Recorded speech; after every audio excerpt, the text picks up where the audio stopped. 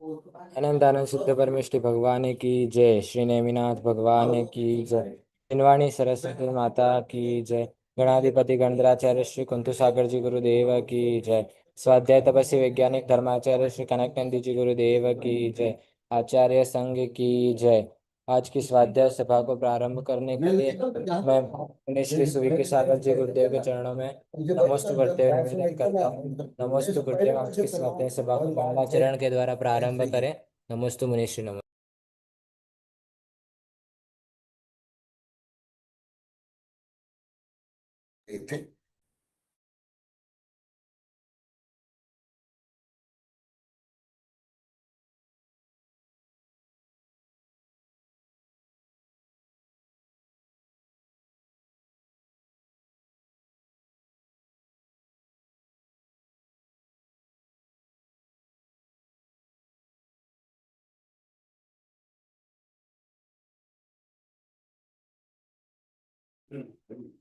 जय बोलो अनंतानंत सिद्ध परमेष्टि भगवान की जय।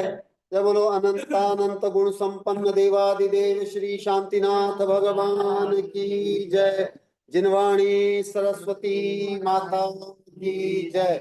जय बोलो परम पूज्य विश्व धर्म प्रभाकर जीनियसों के जीनियस अंतरंग तपस्वी आचार्य भगवान श्री कनक नंदी जी गुरुदेव की जय।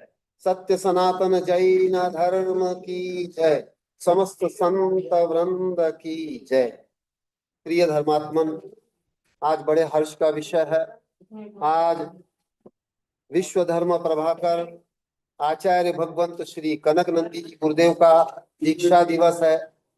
वैसे आचार्य भगवंत तो कोई प्रकार का कोई दिवस नहीं मनाते, जन्म जयंती दीक्षा जयंती आदि कुछ भी नहीं मनाते। आचार्य भगवंत तो निरंतर निश्चय काल में रहने वाले हैं और यथार्थ रूप से जो विशेषण आगम में आया अतिथि, जिसकी कोई तिथि नहीं, जो किसी पर्व में बंधा हुआ नहीं है, वो अपने स्वयं की दीक्षा दिवस में भी बंधे हुए नहीं है। लेकिन आचार्य भगवंत निरंतर निश्चय काल में रहते हैं, निरंतर अपने आत्म स्वरूप में रहते हैं।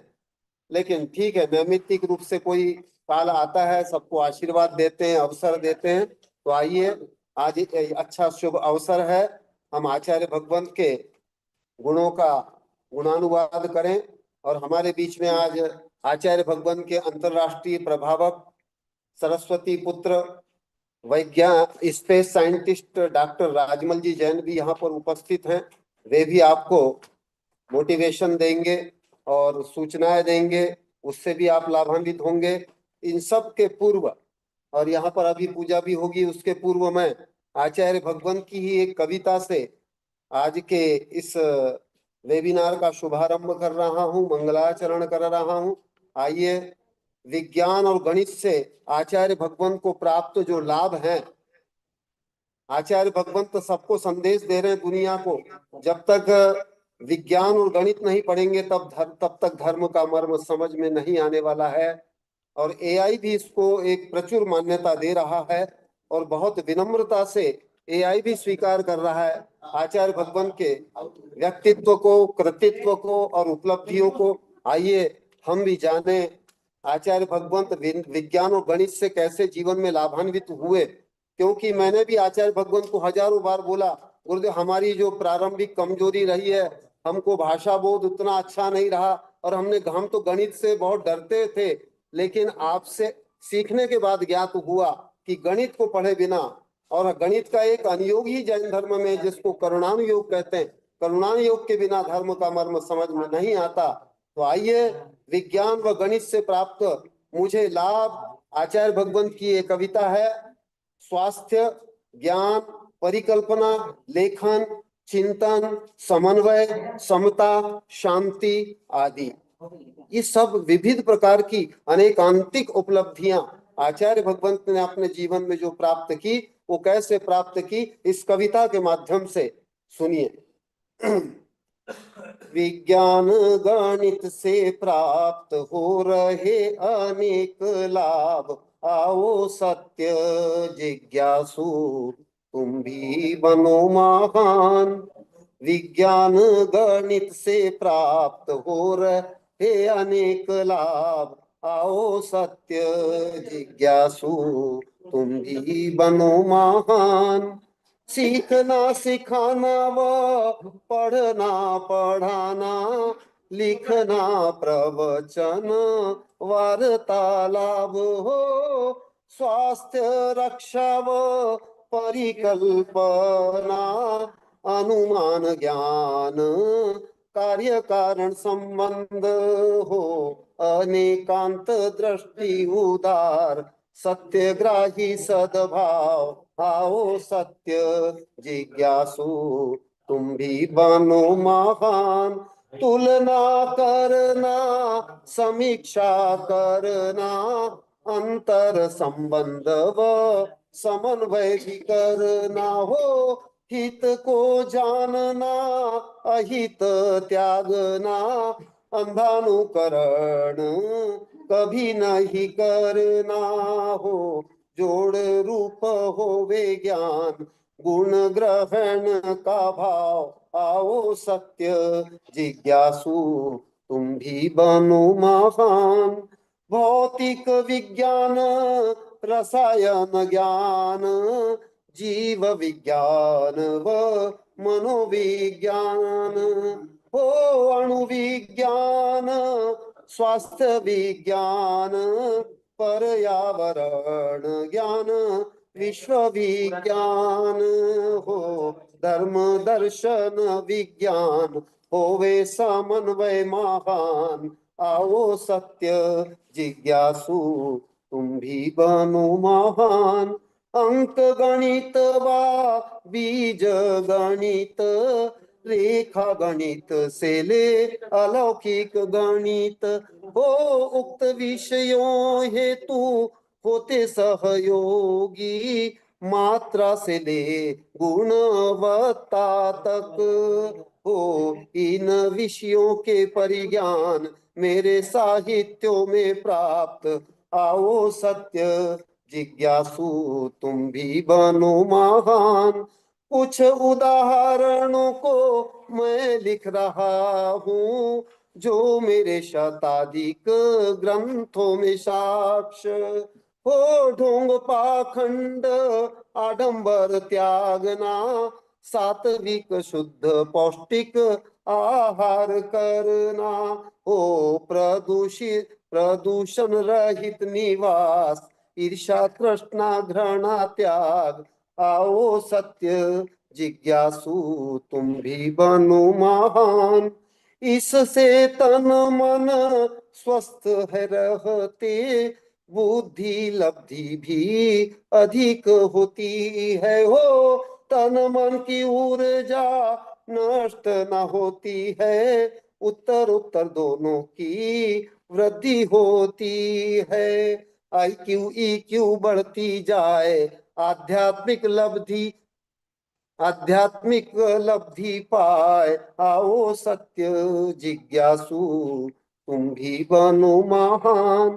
इससे सीखना सिखाना आदि काम उत्तरोत्तर बढ़ते हैं जाते हो, समता शांति तृप्ति है बढ़ती, ज्ञान वैराग्य निष्प्रता बढ़ती हो, प्रदूषण रहित स्थान ऑक्सीजन मिले पर्याप्त आओ सत्य जिज्ञासु, तुम भी बनो महान। माइक्रोकॉन्ड्रिया जिससे रक्त बनाते, जिससे तन मन को ऊर्जा मिले हो, अधिक सीखना व सिखाने के हेतु स्मरण चिंतन शोध बोध हेतु हो, अधिक प्राण वायु रक्त चाहिए दिमाग को ऊर्जा आओ सत्य जिज्ञासु, तुम भी बनो महान।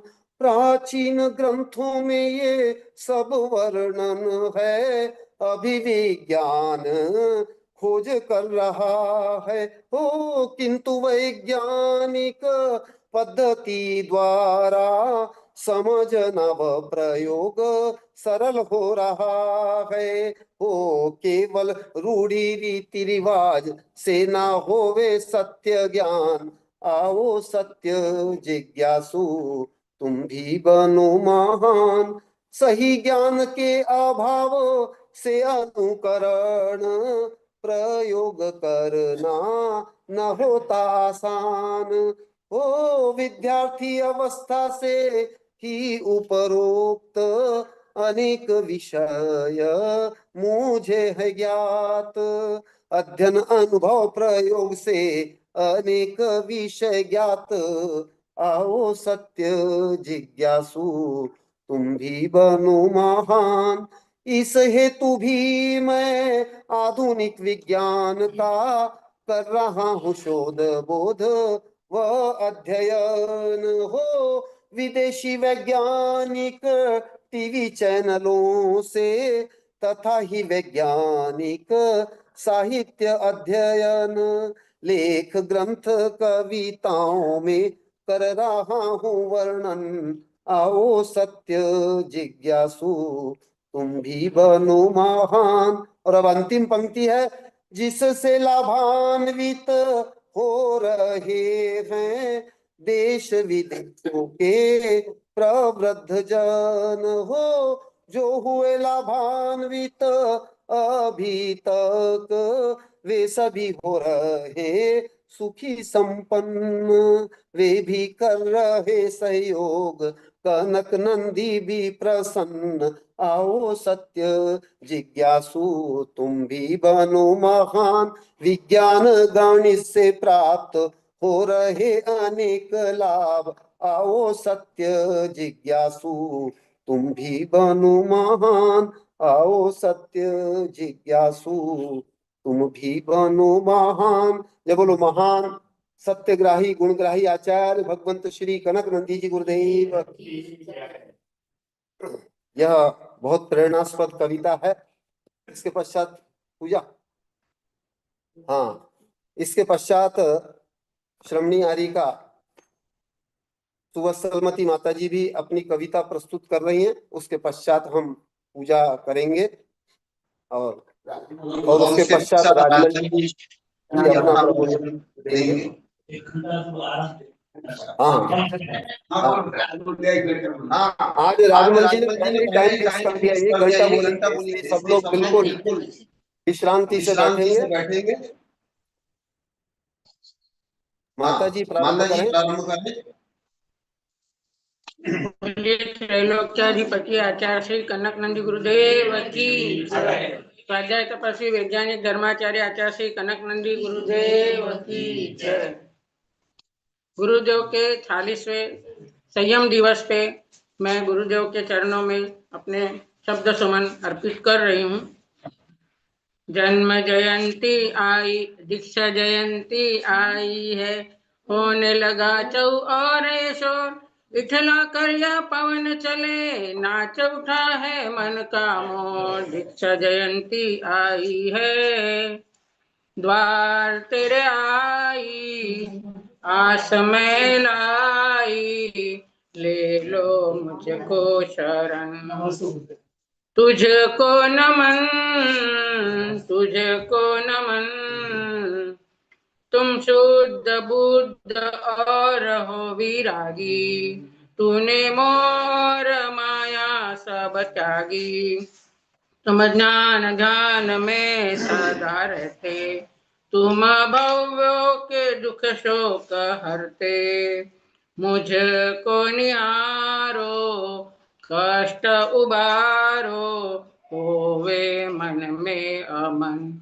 ओ तुझको नमन, तुझको नमन, गुरुवर की ज्ञान ज्योति मन में मेरे, करे जीवन को समकीत मेरे। शुभ योग से है पाई गुरुवर की शरण, मिट जाए क्लेश सारे, हरे भव का भ्रमण। करे हम भक्ति यही आत्मशक्ति, गुरुवर तारण तरण। हो तुझको नमन, तुझको नमन, मेरे गुरुवर का रूप निर्विकारी, जिनकी महिमाएं जग से निराली, पावे न पार कोई, कोई गा न सके।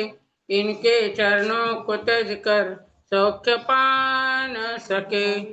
सुविधि को जाकर सन्मति को पाकर, पालो मुक्ति सदन। दादा गुरु का दीक्षा दिन है आया, सबके दिल में है आनंद छाया। शब्दों की भेंट लेकर गुणगान करे, पाए न जन्म मृत्यु तेरा ध्यान धरे। सूरद आई भक्ति रचाई, करते हैं शत शत नमन। ओ तुझको नमन, तुझको नमन, द्वार तेरे आई, आसमय लाई, ले लो मुझको शरण। ओ तुझको नमन, तुझको नमन। जय बोलो कनक नंदी गुरुदेव की जय। अब गुरुदेव का पूजन करते हैं। माता जी ने माता कविता जी ने प्रस्तुत की। कविता प्रस्तुत इसके की। पश्चात आचार्य इसके भगवान पश्चात आचार्य कविता भगवान प्रारंभ कर रहे हैं। प्रारंभ कर रहे हैं। सुनिए। हम कविता को बहुत लंबा नहीं ले जाएंगे, विधान में से ही कविता, लेकिन शॉर्ट करके बोल रहे हैं। जय बोलो परम पूज्य विश्व धर्म प्रभाकर आचार्य भगवान श्री कनक नंदी जी गुरुदेव की। समता ही जिनकी साधना, वो है कनक नंदी गुरु। जिनके वचन में शारदा, वो है महाज्ञानी गुरु। हर एक वस्तु को विशद जो शोधते विज्ञान से, उनकी करे हम अर्चना तन मन वचन श्रद्धान से। ओम ह्रीं श्री परम पूज्य विश्वधर्म प्रभाकर आचार्य रत्न श्री कनक नंदी गुरुदेव अत्र अवतर सर्वश्रेष्ठ आह्वानम, अत्र तिष्ठा तिष्ठा ठठ स्थापनम, अत्र मम सन्निहितो भव षष्ठ सन्निधि। फिरते वही संसार से, जिनको मिले गुरु की शरण। लेकर अनेको द्रव्य हम धोए गुरु वर के चरण। हे शांत संत महंत गुरु कनक नंदी को नमन। हम कर रहे तब अर्चना, होवे हमारा दुख शमन। ओम ह्रीं श्री वैज्ञानिक धर्माचार्य श्री कनक नंदी गुरुदेव चरणेभ्यो जन्म जरा विनाशनाय जलम निर्वपामि। जिनके सतत शुभ भाव है, चिंतन मनन एकाग्रता, उनको चढ़ा शुचिगंध हम पाए वही एकाग्रता। ओम ह्रीं श्री विश्व धर्म प्रभाकर आचार्य भगवान श्री कनक नंदी गुरुदेव चरणेभ्यो भवताप विनाशनाय चंदन निर्वपाम। जिसका न क्षय होवे कभी, वो पद मिले गुरु आपको। सुरभित धवल तंदुल चढ़ा, हमको वही सुख प्राप्त हो। ओम ह्रीं श्री आचार्य भगवान श्री कनक नंदी गुरुदेव चरणेभ्यो अक्षय पद प्राप्त अक्षतम निर्वपामिति। गुरुदेव का मन है कमल, वात्सल्य की अति भावना। जल थल वकन कादी कमल, से कर रहे हम अर्चना। ओम रूम परम पूज्य आचार्य भगवान श्री कनक नंदी गुरुदेव चरणेभ्यो कामान विध्वंसनाय पुष्पम निर्वपामि। नाना प्रकार मिठाइयाँ चक्षु व मन को भा रही, उसकी मधुरता हे गुरु तुम प्रेम रस दर्शा रही। ओम ह्रीं श्री आचार्य भगवान श्री कनक नंदी गुरुदेव चरणेभ्यो क्षुधारोग विनाशनाय नैवेद्यम निर्वपामिति। निष्पक्षता के भाव से रवि इस जगत का तम हरे। वो भाव है गुरुदेव में, हम आरती उनकी करे। ओम ह्रीम श्री परम पूज्य विश्वधर्म प्रभाकर आचार्य भगवान श्री कनक नंदी गुरुदेव चरण पे मोहन काल विनाशनाय दीपम निर्वपाम। हर एक वस्तु को लखे वे धर्म और विज्ञान से, गुरु जाएंगे लोकाग्र में आठों कर्म को नाश के। ओम रूम श्री आचार्य भगवान श्री कनक नंदी गुरुदेव चरणेभ्यो अष्टकर्म दहनाय धूपम। शुभ भावना शुभ योग में गुरुवर निरंतर बढ़ रहे। नाना तरह ले मिष्ट फल गुरु नाम ले हम बढ़ रहे। ओम रूम परम पूज्य आचार्य रत्न श्री कनक नंदी गुरुदेव चरणेभ्यो मोक्ष फल प्राप्त फलम निर्वहन। जलगंध अक्षत पुष्प चरु और दीप धूपादिक सजा, लेकर फलादि अर्घ सम हम सब चढ़ाएंगे ध्वजा। हे शांत संत महंत गुरुवर कनक नंदी को नमन। हम कर रहे तब अर्चना होवे हमारा दुख शमन। ओम रूम परम पूज्य जीनियसों के जीनियस वैज्ञानिक श्रमणाचार्य श्री कनक नंदी गुरुदेवा नमः। अनर्घ पद प्राप्त अर्घ्यम निर्वपाम। कनक नंदिनीश्चल गुरु बालक सम मनहार, शांति धारा हम करे अर्पे पुष्प अपार। शांत शांति धारा दिव्य पुष्पांजलि छिपेत। अब अर्घ्य अर्घ्य बोलेंगे, तुम लोग एक एक कटोरी चढ़ाते जाओ बड़ी थाली में, फटाफट। न ख्याति पूजा लाभ की गुरुवर को भावना होती जगत में, इसलिए इनकी प्रभावना। हम भक्ति भाव से करे गुरुदेव का विधान, आचार्य कनक नंदी को हर शिष्य का प्रणाम।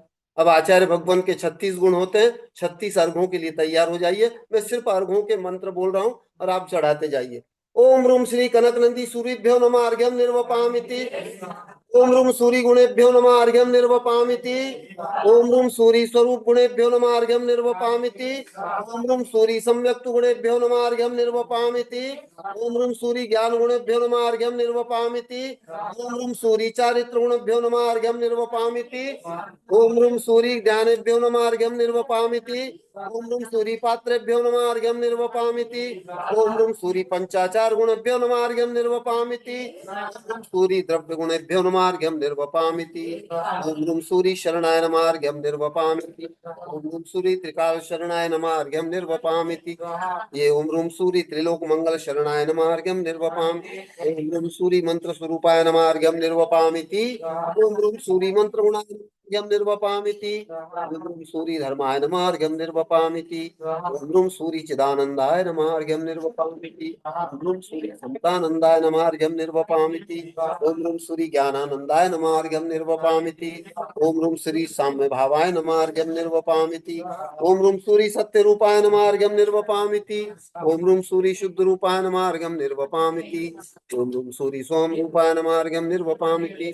ओम रूम सूरी हंसाय नमः अर्घ्यम निर्वपामिति। ओम रूम सूरी विशिष्ट ज्ञानाय नमः अर्घ्यम निर्वपामिति। ओम रूम सूरी अमृत चंद्राय नमः अर्घ्यम निर्वपामिति। ओम रूम सूरी सत्य बोधाय नमः अर्घ्यम निर्वपामिति। ओम रूम सूरी सुधा चंद्राय नमः अर्घ्यम निर्वपामिति। ओम रूम सूरी शुद्ध रूपाय नमः अर्घ्यम निर्वपामिति। ओम रूम सूरी सिद्धांत ज्ञान धारकाय नमः अर्घ्यम निर्वपामिति। ओम रूम सूरी वात्सल्य मूर्तये नमः अर्घ्यम निर्वपामिति। ओम रूम सूरी अमृत तत्वाय नमः अर्घ्यम निर्वपामिति। ओम रूम सूरी दर्शन धर्मांग नमः अर्घ्यम निर्वपामिति। ओम रूम सूरी शुद्ध रूपाय नमः अर्घ्यम निर्वपामिति। ओम रूम सूरी सत्य महाव्रताय नमः अर्घ्यम निर्वपामिति। ओम रूम सूरी अचौर्य महाव्रताय नमः अर्घ्यम निर्वपामिति। ओम रूम सूरी ब्रह्म महाव्रताय ब्रह्मचर्य महाव्रताय नमः अर्घ्यम निर्वपामिति। ओम रूम सूरी अपरिग्रह महाव्रताय नमः अर्घ्यम निर्वपामिति। ओम रूम सूरी ज्ञान मंगलेभ्यो महाव्रताय नमः अर्घ्यम निर्वपामिति। ओम रूम सूर्य ज्ञान लोकोत्तमेभ्यो नमार्घ्यं निर्वपामिति। ओम रूम सूर्य दर्शनाचार्याय नमार्घ्यं निर्वपामिति। ओम रूम सूर्य ज्ञानाचार्याय नमार्घ्यं निर्वपामिति। ओम रूम सूर्य चारित्राचार्याय नमार्घ्यं निर्वपामिति। ओम रूम सूर्य तपाचार्याय नमार्घ्यं निर्वपामिति। ओम रूम सूर्य वीर्याचार्याय नमार्घ्यं निर्वपामिति। ओम रूम सूर्य मनोगुप्ताय नमार्घ्यं निर्वपामिति। ओम रूम सूर्य वचनगुप्ताय नमार्घ्यं निर्वपामिति। ओम रूम सूर्य कायगुप्ताय नमार्घ्यं निर्वपामिति। ओम रूम सूर्य अनेक गुणधारकेभ्यो नमार्घ्यं निर्वपामिति। ओम रूम सूर्य सर्वगुण शरणाय नमः अर्घ्यं निर्वपामिति। हाँ, अब 9 बार आचार्य भगवंत के नाम का हम माला जाप कर रहे हैं। 9 बार सिर्फ जाप कर रहे हैं। ओम रूम कनक नंदी सूर्यभ्यो नमः स्वाहा। ओम रूम कनक नंदी सूर्यभ्यो नमः। ओम रूम कनक नंदी सूर्यभ्यो नमः। ओम रूम कनक नंदी सूर्यभ्यो नमः। ओम रूम कनक नंदी सूर्यभ्यो नमः। ओम ह्रीं कनक नंदी सूर्यभ्यो नमः। ओम रूम कनक नंदी सूर्यभ्यो नमः। ओम रूम कनक नंदी सूर्यभ्यो नमः। ओम रूम कनक नंदी सूर्यभ्यो नमः। हाँ हाँ, अब आचार्य भगवान की जयमाला के रूप में सर्वगुण संपन्न मेरे गुरुवर सुनिए। गुरु कुंतु गुरु के लाल की महिमा अति विशाल। आचार्य कनक नंदी करे नित नए कमाल। अनमोल सूत्र ज्ञान के पाए गुरु के द्वार। आचार्य कनक नंदी को वंदन है बार बार। चिंतन विशेष आपका है ज्ञान में विज्ञान। जिन धर्म के हर सूत्र में छिपा हुआ विज्ञान। उस परम सत्य को बताने कर रहे प्रचार। आचार्य कनक नंदी करे नित नए कमाल। गुरु आप जैसा विश्व में न कोई संत है। इस आर्ष मार्ग का कभी होगा न अंत है। जिन धर्म की गीतांजलि आगम का है उपकार। आचार्य कनक नंदी को वंदन है बार बार। समता सरलता आप में विशेष रूप से। लगते तो आप तो हमें महावीर रूप में। चरणों में आपके सदा झुकता रहा संसार। आचार्य कनक नंदी को वंदन है बार बार। ओ स्वावलंबी आपकी वाणी में साधवाद। जाते नहीं गुरु जहाँ पे हो विवाद। ना ख्याति लाभ ना ही चाहते हो सत्कार। आचार्य कनक नंदी को वंदन है बार बार। आते हैं वैज्ञानिक अनेक आपसे पढ़ने। जिन धर्म के जिन सूत्र को विज्ञान में भरने। आस्था भी यही अर्ज करे करना गुरु उद्धार। आचार्य कनक नंदी को वंदन है बार बार। प्रदानी हे विज्ञानी हे विविध विधानी। सर्व विद्या पारगामी। युग नायक हो पुरोगामी। हे विविध विधा के अधिनायक।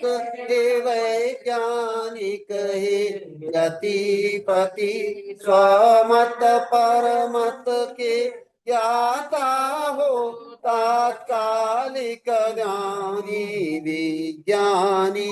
आधुनिक ज्ञान परे हो सत्य तथ्य पारगामी।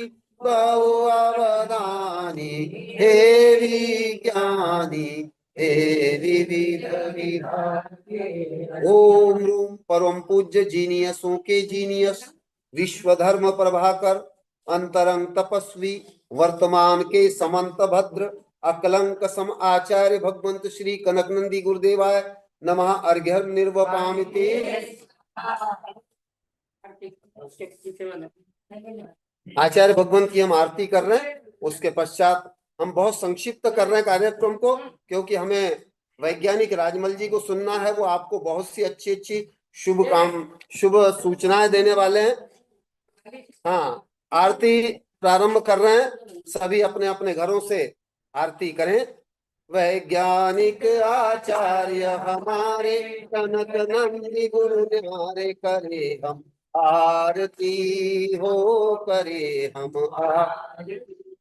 कनक रत्न की थाल सजा कर जगमग दीप सजाए करे हम आरती हो, करे हम आरती।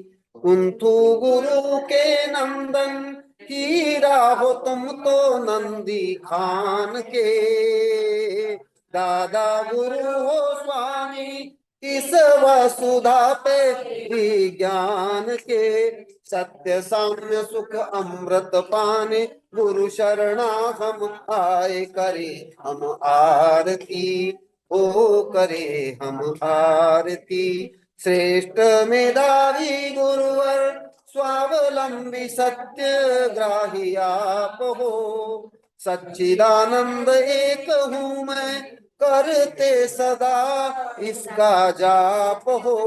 मैं में सिद्ध स्वरूप छिपा है सबको आप बताएं करे हम आरती हो, करे हम आरती।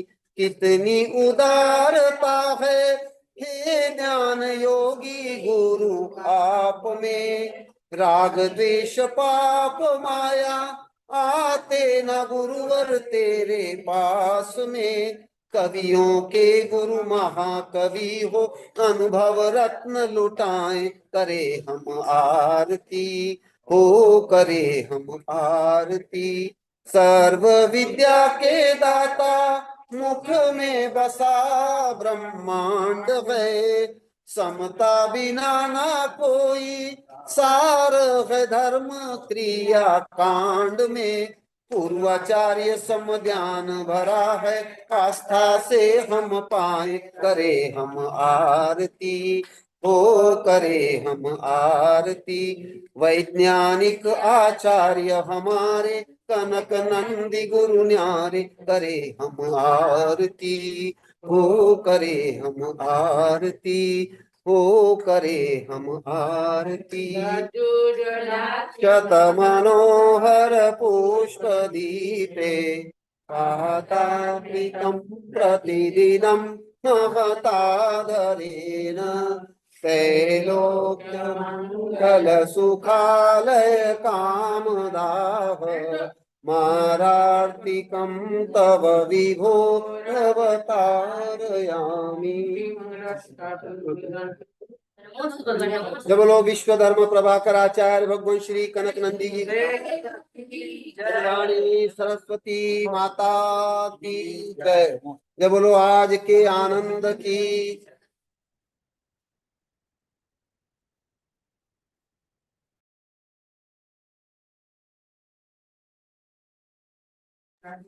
अब हम बिना किसी औपचारिकता के सीधे अब यहाँ पर पधारे हुए आचार्य भगवंत के यशस्वी शिष्य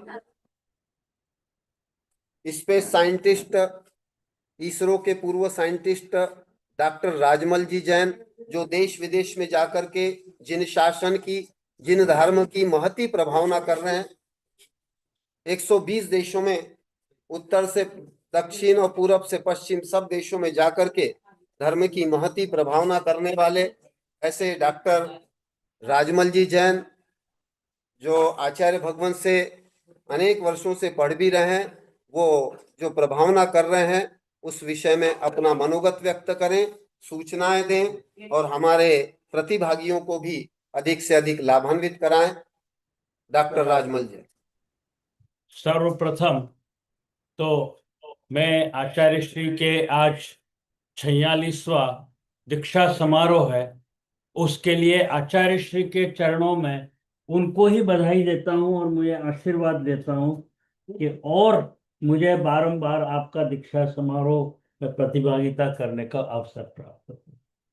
आपके इस दीक्षा समारोह और आज के दीक्षा दिवस पर आपने तो आचार्य श्री मुझे कई बार कई सारे ग्रंथ जो आपने लिखे शायद सैकड़ों ग्रंथ आपने मुझे जो है फोटो भी ले लेना। वो मुझे भेंट किए हैं। लेकिन मैं आज आपको आपके आज इस दीक्षा दिवस के ऊपर मैं एक ऐसी जिनवाणी भेंट करना चाहता हूं, जिस जिनवाणी की मेरी इस पुस्तक को मैं आचार्य श्री को भेंट कर रहा हूं। और मैं इस पुस्तक में क्या क्या विषय है उसके ऊपर एक चर्चा आज मैं करूंगा। ये मेरा एक विषय होगा। दूसरा ये विषय भी बोलना, ये मेरे 50 वर्ष के भक्त शिष्य हैं। और दूसरा विषय मेरा होगा कि अभी अभी पूरी दुनिया के अंदर मैं तो आग लगा के आया, और वो आग कौन सी आग बोलता हूँ? आग जो लगाई है, तो उस आग से अब पूरा विश्व जो है वो विचार में पड़ गया है कि ये कौन से ऐसे धर्म की बात कर रहा है, और कौन सा ऐसा व्यक्ति था जो हजारों साल जब इतिहास ही नहीं लिखा गया था, उस इतिहास से पहले की बात कर रहा है ये व्यक्ति, कि उसने ये सिविलाइज्ड ह्यूमन सोसाइटी यानी सुसंस्कृत या सभ्य मानव सभ्यता की पहली अलख जिसने जगाई इस धरती के ऊपर। मनुष्य जब कुछ जानता ही नहीं था, उसको खुद जंगलों में बैठ के, खेतों में बैठ के, हर एक के घर में जा करके उसको एक सभ्यता का पाठ पढ़ाया। ऐसा तीर्थंकर ऋषभदेव के बारे में जो लोग भूल चुके थे, सिर्फ ये कहते थे कि ये महावीर की औलाद हैं। और हमारे आगे के 23 तीर्थंकरों का लगभग विश्व में, भारत की बात नहीं कहता, वहां पर कोई नामो निशान नहीं था।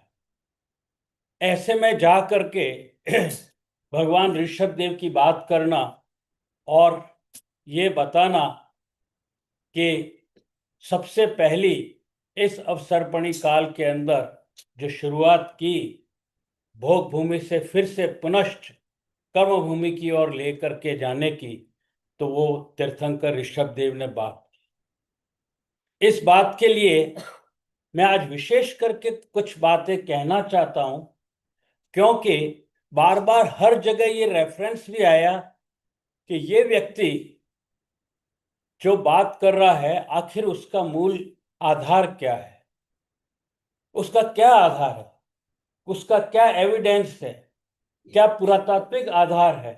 तो वो पुरातात्विक आधार इस किताब में मैंने दिए हैं कि श्रमण संस्कृति की जो वो खोज जो है, मैं कई देशों में गया हूं और उन देशों के अंदर से जो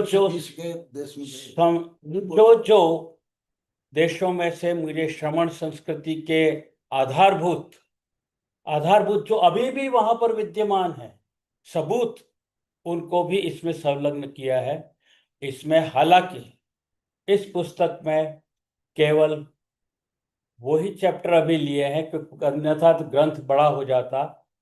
तो अभी 5-7 जो अलग अलग देशों की कहानी, उनका कहिए कि वहाँ के श्रमण संस्कृति के बारे में जो है वो कहा। जैसा आचार्य श्री ने कहा, मैं तो आचार्य श्री का उनका आशीर्वाद है, भगवान शायद ऋषभदेव का विशेष आशीर्वाद होगा, महावीर का आशीर्वाद होगा, वो अन्यथा एक सागवाड़ा के पास एक छोटे से गांव में वहां से निकल करके, मांडव जिसको कहते हैं, है ना, वहां से निकल करके सागवाड़ा में यहाँ आया, यहाँ 10वीं तक की पढ़ाई करके और फिर उदयपुर में पढ़ना और फिर अमेरिका जा करके पढ़ना। उस आचार्य से उस जमाने में जब कोई सपने देखते थे लोग कि 7 समंदर पार यहाँ से उदयपुर से लड़का कैसे जाए तो उसके बारे में है। इस किताब के बारे में सबसे बड़ा एक उल्लेख कि इसकी शुरुआत जो की थी, अगर आप फोटो देखें तो श्री निर्मल कुमार जी सेठी, इन्होंने शुरुआत की थी। और उन्होंने मेरे को विशेष करके अनुरोध किया था कि राजमल जी अगर आपका साथ मिले तो चूंकि आप कई सारे देशों में जाते रहते हैं तो हम श्रमण संस्कृति की खोज कर सकते हैं। आप चूंकि वैज्ञानिक भी हैं तो आप अच्छी तरह से जो हम बोलते हैं ना एविडेंस, आर्टिफैक्ट्स, साक्ष्य हिंदी में जो कहते हैं, सबूत, जमीन पर उतरा हुआ, ऐसे सबूतों को आप उनकी उम्र निकाल सकते हैं, उनके बारे में पहचान कर सकते हैं। तो मैंने आचार्य श्री विद्यानंदी जी बड़े वाले जो हैं, उस समय जो दिल्ली में जो अब समाधि हो चुकी है, तो हम गए थे उनके पास में। वो तो उस समय ही बहुत उम्र वाले थे। 2007 में जब मैं गया था उनके पास में, निर्मल जी और दोनों, तो हम आचार्य श्री विद्यानंद जी का आशीर्वाद लिया था।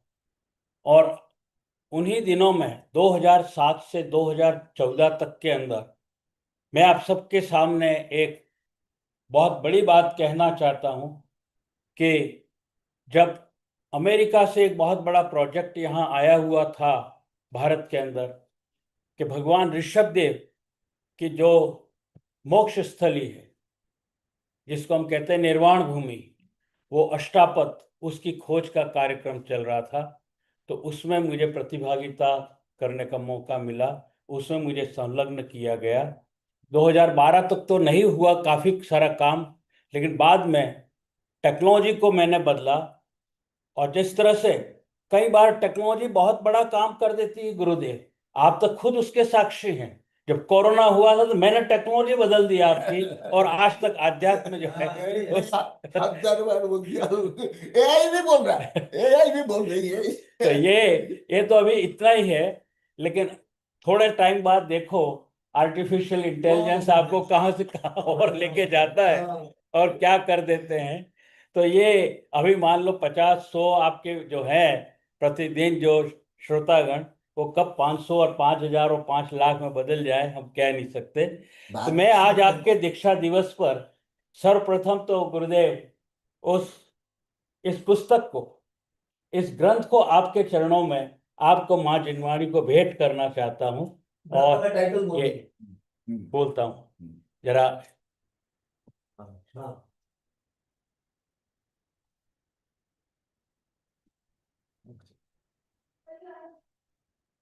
हाँ, वैज्ञानिक राजमल आचार्य भगवान को पुस्तक भेंट कर रहे हैं। इसका नाम है एक्सप्लोरिंग द श्रमण ट्रेडिशन ओवर द ग्लोब, यानी विश्व भर में श्रमण संस्कृति की खोज।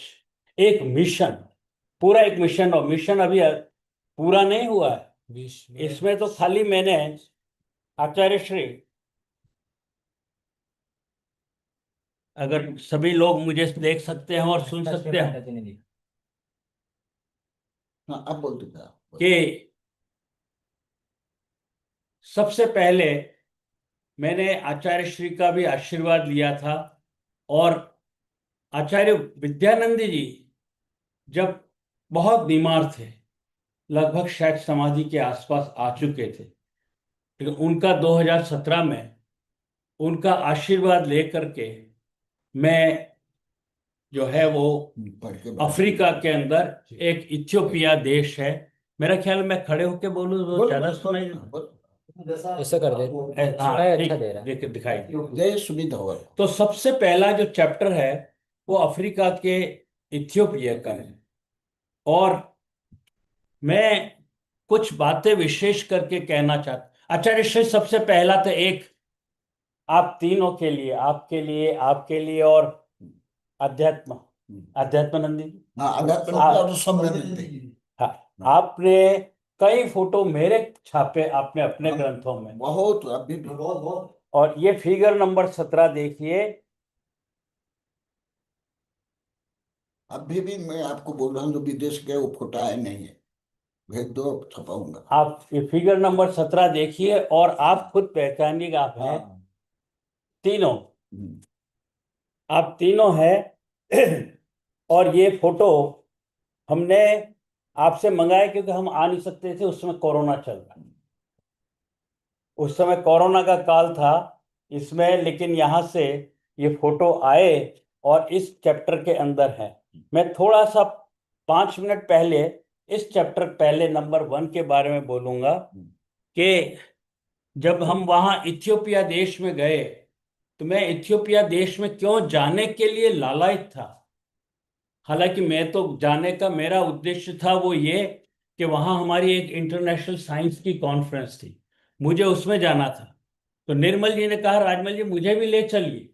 मैंने कहा मैं आपको क्या, अपन 10-15 जितने आपके हों जैनों के विद्वान उनको भी ले चलता हूँ और वहाँ की यूनिवर्सिटी से बात करता हूँ और वहाँ के दर्शन विभाग से, साइंस का मेरा काम अलग करके और फिर मैं अपनी बात करेंगे दर्शन विभाग में और हिस्ट्री के डिपार्टमेंट में। तो हमने वहाँ उनके साथ कॉन्फ्रेंस रखी।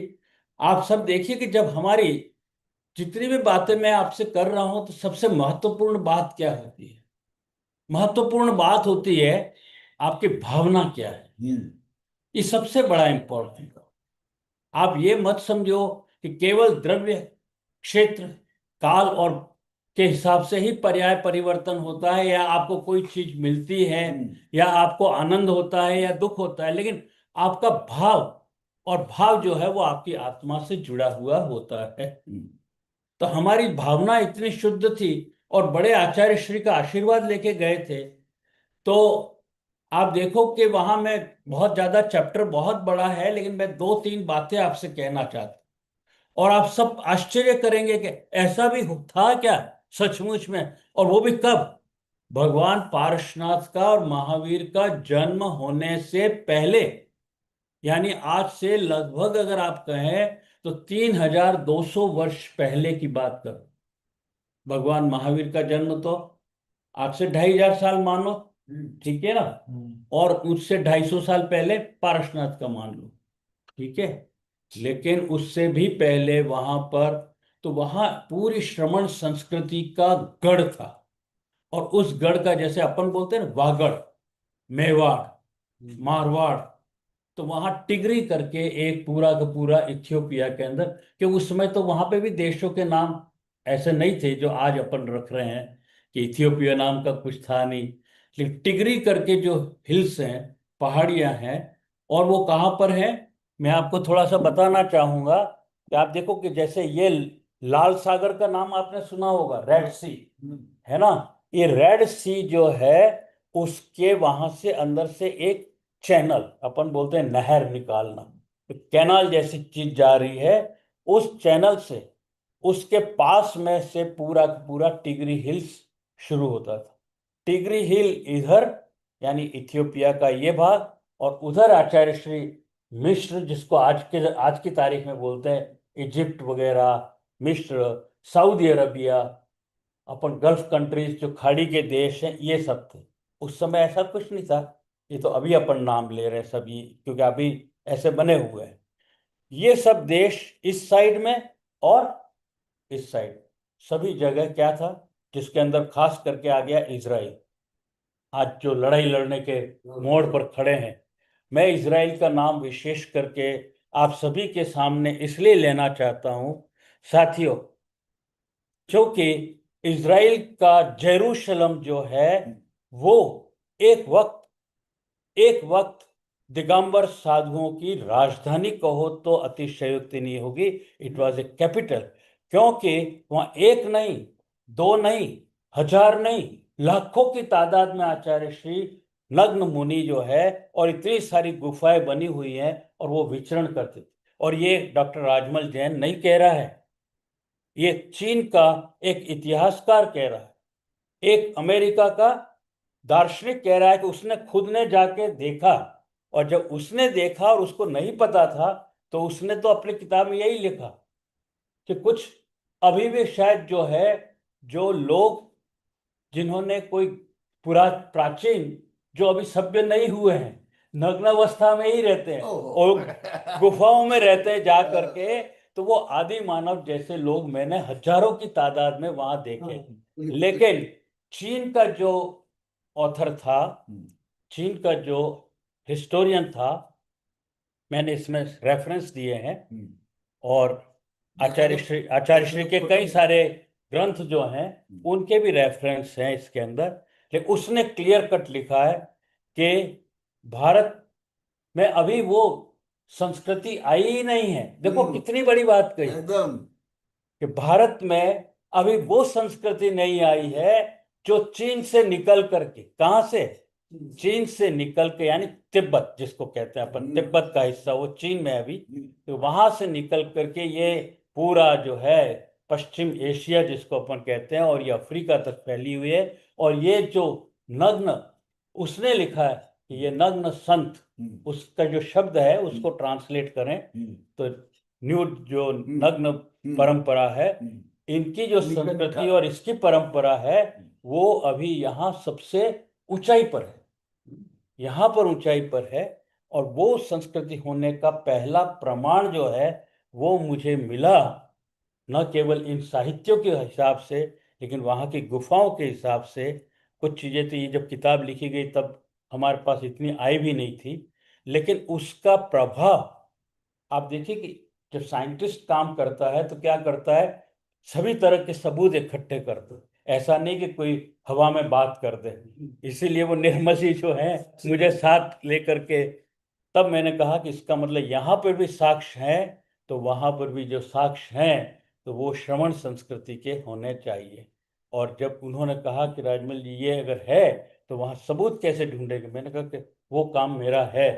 तो हम पहले गए तो इस इथियोपिया के अंदर जो है टिगरी हिल्स के अंदर, जब आज से लगभग 600 वर्ष पहले, क्योंकि थी तो सारी श्रमण संस्कृति, और वहां श्रमण संस्कृति का सबसे बड़ा जो एक चैप्टर है, या जो साक्ष्य है, या कहना चाहिए कि प्रथा है, वो ये है कि राजा जो है वो खुद जैन का ही होता था, और वो सारी विधियां चाहे वो राज चलाने की हो, न्याय करने की हो, आर्थिक हो, सामाजिक हो, कोई भी हो, वो अपने उस आचार्य संघ का जो आचार्य होता था उसको पूछ करके डिसीजन लेता था।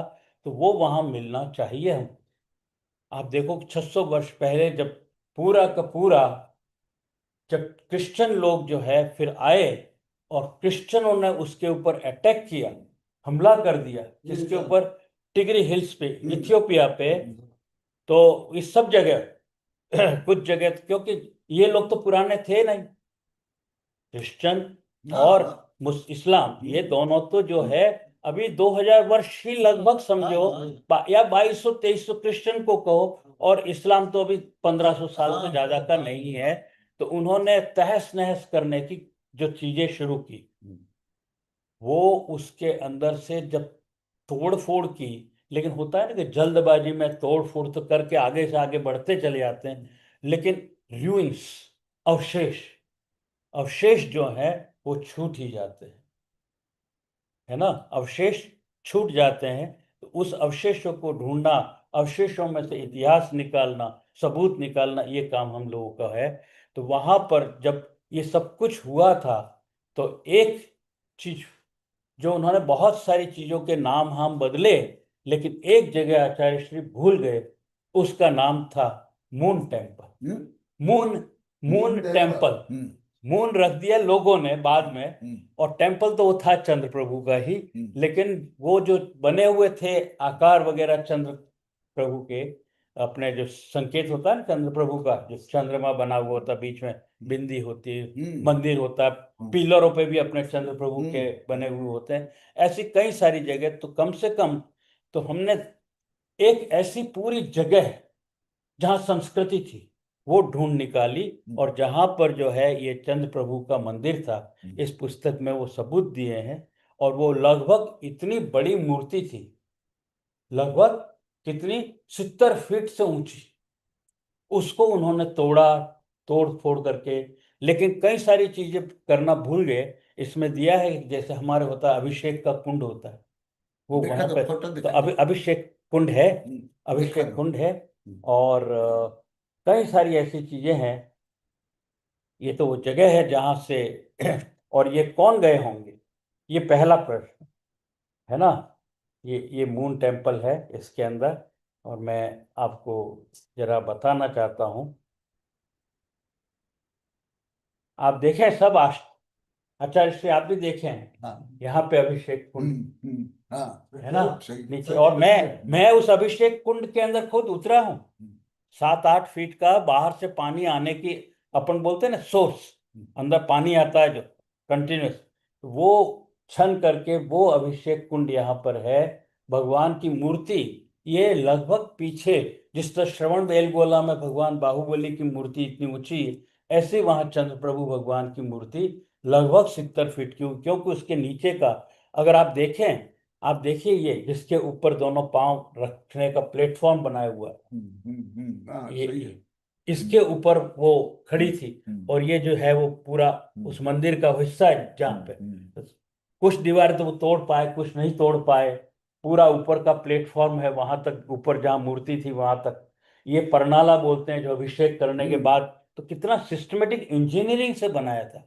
वहां से आप देखो कि ये जो है यहाँ मूर्ति थी, यहाँ अभिषेक करने के बाद इसके नीचे यहाँ पर परनाला, और वो परनाला का पानी अभिषेक कुंड से बाहर, उस साइड से बाहर इस मंदिर के बाहर आता है। वहां पर लोग इकट्ठा करते थे, लेके जाते थे। तो इस तरह से काफी सारी चीजें हैं इसके अंदर, मैंने आपको बताया। अब इसका कि वहां पे क्या सबूत था, और ऐसा बहुत सारे सबूत, लेकिन ये एक मंदिर चंद्र प्रभु का ढूंढा। दूसरा, खुद ये निर्मल जी जो थे आचार्य श्री, ये आए और एक जगह दूसरी जगह गए, वहां सब कंप्लीट तोड़ ताड़ करके, कहते हैं ना, बिल्कुल मैदान जैसा कर दिया था, बिल्कुल मैदान जैसा कर दिया। उन्होंने सोचा कि कुछ है नहीं, अल्मा का यूं लिखा हुआ था, अल्मा का, जैसे यहाँ मून टेम्पल बताया, वहां लिखा था टेम्पल ऑफ अल्मा का। मैंने आए वो वापस मेरे से मिलने के लिए और कहा कि राजमल जी ये जगह तो मिली, लेकिन वहां तो कुछ ऐसा है नहीं। मैंने कहा अपन फिर से चलते हैं, अपन जाते हैं वहां और देखते हैं, क्योंकि देखने की नजर अलग अलग होती है गुरुदेव। जब जाके वहां देखा तो आप इसमें देखेंगे कि वहां पर, मैं आपको दिखा देता हूं बल्कि इसके अंदर ही, कि वहां पर एक जो है कितनी बड़ी सबूत के रूप में चीज हमको मिल गई वहां पे।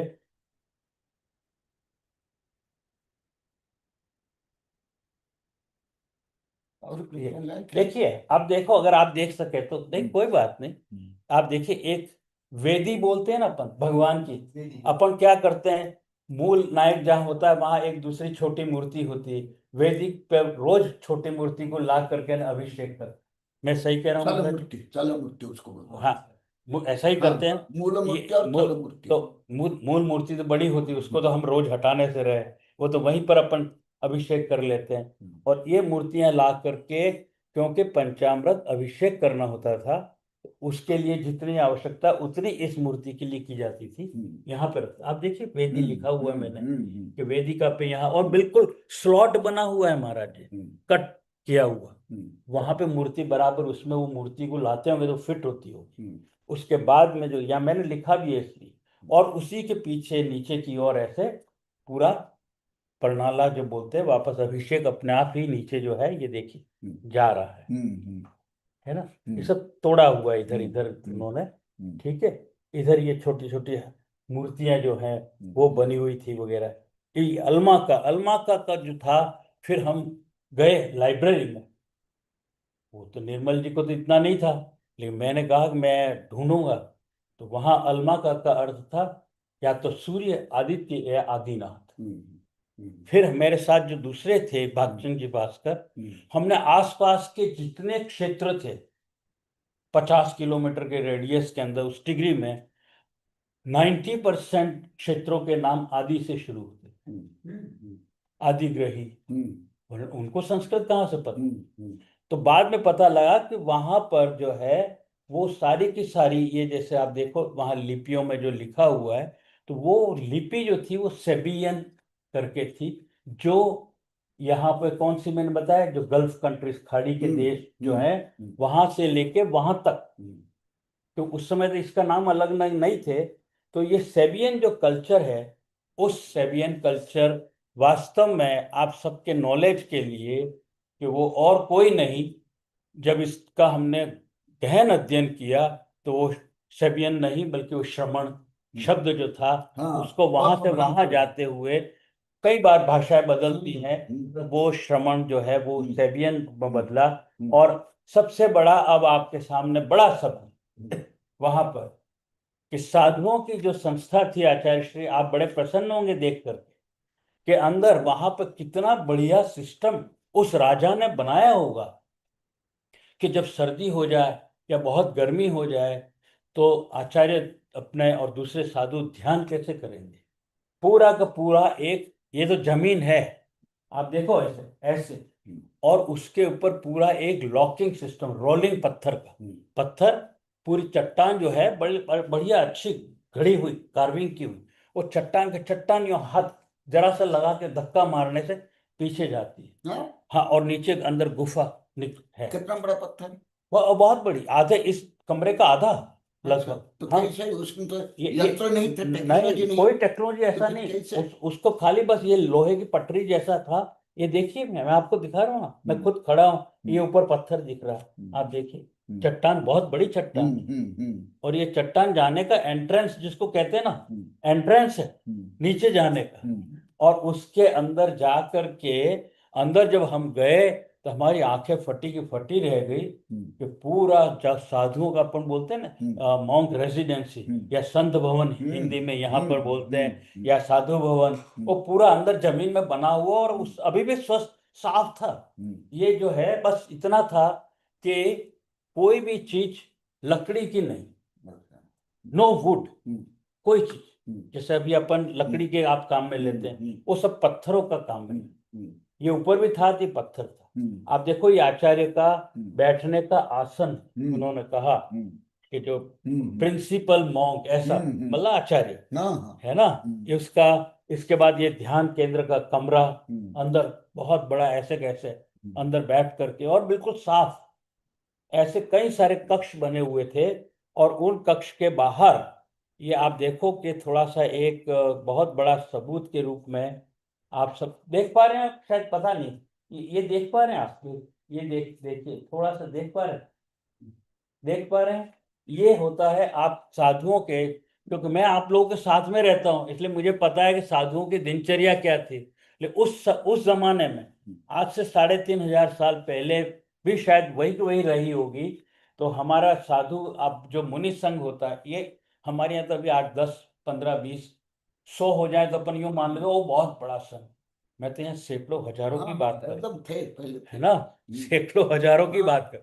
हाँ, और उतना बड़े संघ को बैठा करके जो आपके सवेरे जो चर्या होती है, फिर दोपहर में जो चर्या होती है, तो वो जगह है वो ये इतना बड़ा परकोटा बना हुआ है, जैसे पूरा आपके है ना एरिया, और ये खुले में, तो वो सारा का सारा वहां पर था। और किस बात के लिए गए होंगे, किस बात के लिए वहां श्रमण संस्कृति के इतने सारे हजारों लाखों लोग, हम तो यहाँ कुछ भी नहीं है। आज की तारीख में हमारी संख्या कितनी रह गई। मैं तो जो बातें कर रहा हूँ सब लाखों की बातें कर रहा हूँ।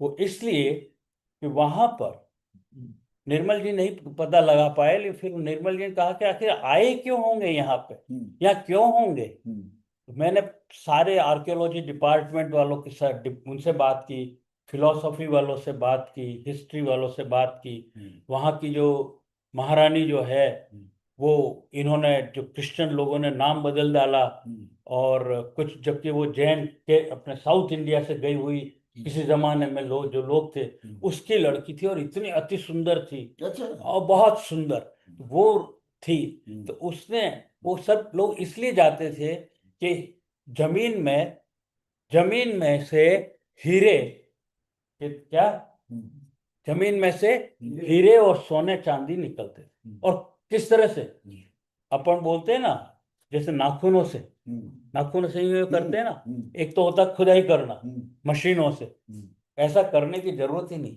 यहाँ तक कि मैं 2017, 2022, 2023 तीन तीन बार गया, अभी भी अगर वहां बेरोजगारी बढ़ जाती है, अभी भी बेरोजगारी बढ़ जाती है, तो वहां की सरकार यंग जो लड़के हैं उनको फिर वो जो जमीनें हैं उनको आवंटित, कहते हैं ना टेम्पररी टाइम बीइंग, मतलब 1 साल के लिए 6 महीने वहां जाओ, और तुमको जो मिले वो तुम्हारा। हम्म।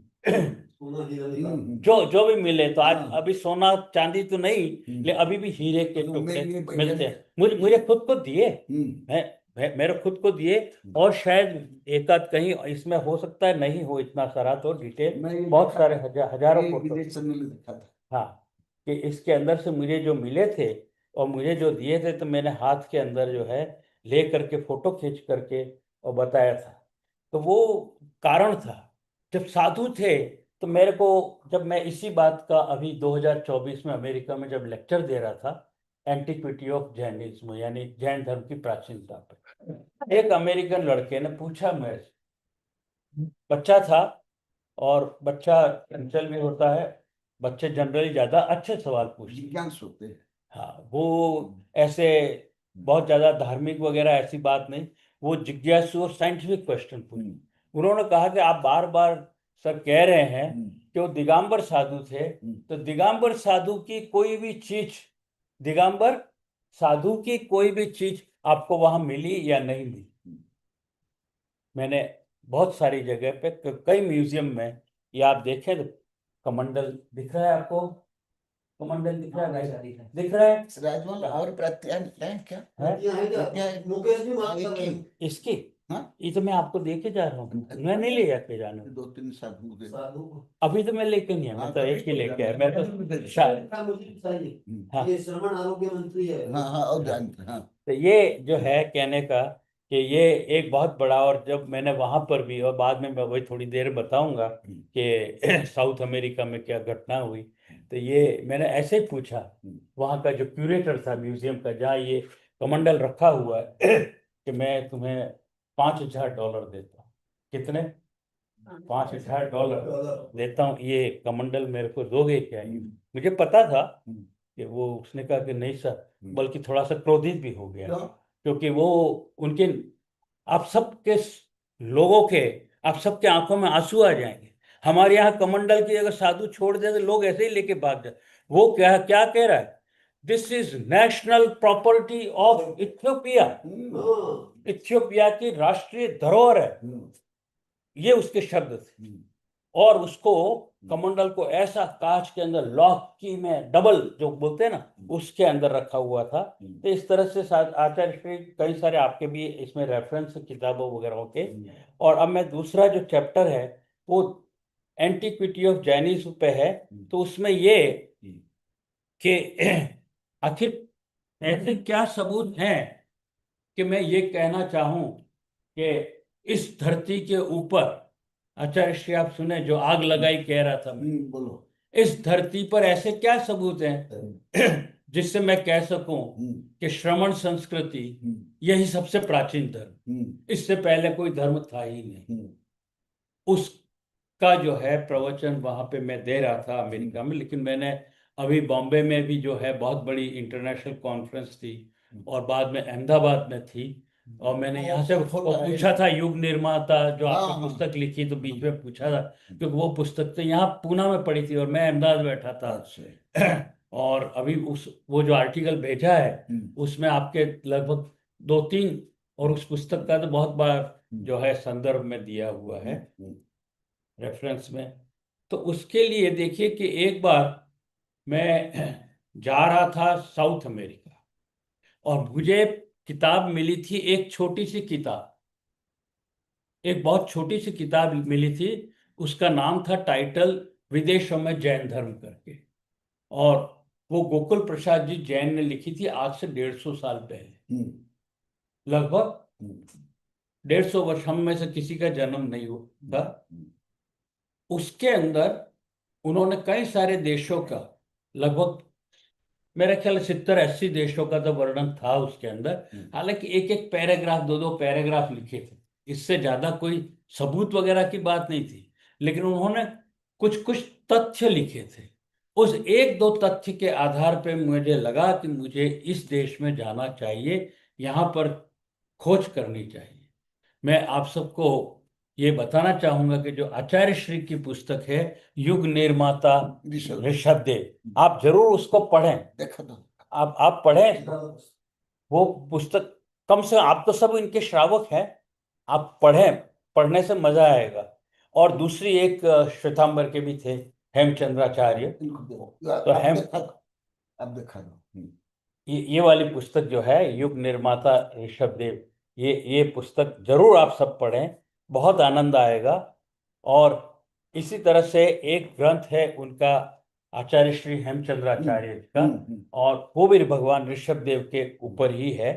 और उसमें एक जगह श्लोक मिला हेमचंद्राचार्य जी का, यहाँ दिया उसमें, आपने। और वो यहाँ मैंने दिया। श्लोक इसमें लिखा है। ये मैं कोई भी किताब या कोई आर्टिकल, लेख वगैरह होता है, बिना सबूत के, बिना संदर्भ के कभी नहीं होता। इसीलिए शायद पूरे विश्व में मेरे कोई भी काम होता है, थोड़ा धीरे करता हूँ, लेकिन उसकी मान्यता इसीलिए, ये इंग्लिश में भी इसीलिए लिखी है, ये भारतीय लोगों के लिए नहीं लिखी है। यहाँ तो कोई किताब पढ़ता ही नहीं हमारा पढ़ता है क्या, है ना? सब वहां के लोग पढ़ते हैं। वो ले भी जाते हैं, खरीद के लेके जाएंगे, 1000-2000 रुपया देंगे और जाके बराबर पढ़ेंगे, लेटर लिखेंगे अगर उनको कोई चीज समझ में नहीं आती वगैरह। तो एनीवे, तो उसके अंदर लिखा था गोकुल प्रसाद जी ने कि भगवान ऋषभ देव आचार्य, उन्होंने 100-150 साल पहले लिखा कि 1 लाख कितने 1 लाख मुनि और यानी साधु और साध्वियों का, अपने श्राविकाओं का जो है, मतलब संग ले करके, चतुर्विश संघ। चतुर्विश लाख से ज्यादा, उन्होंने लिखा है कि लाख से ज्यादा होगा, वो संग ले करके।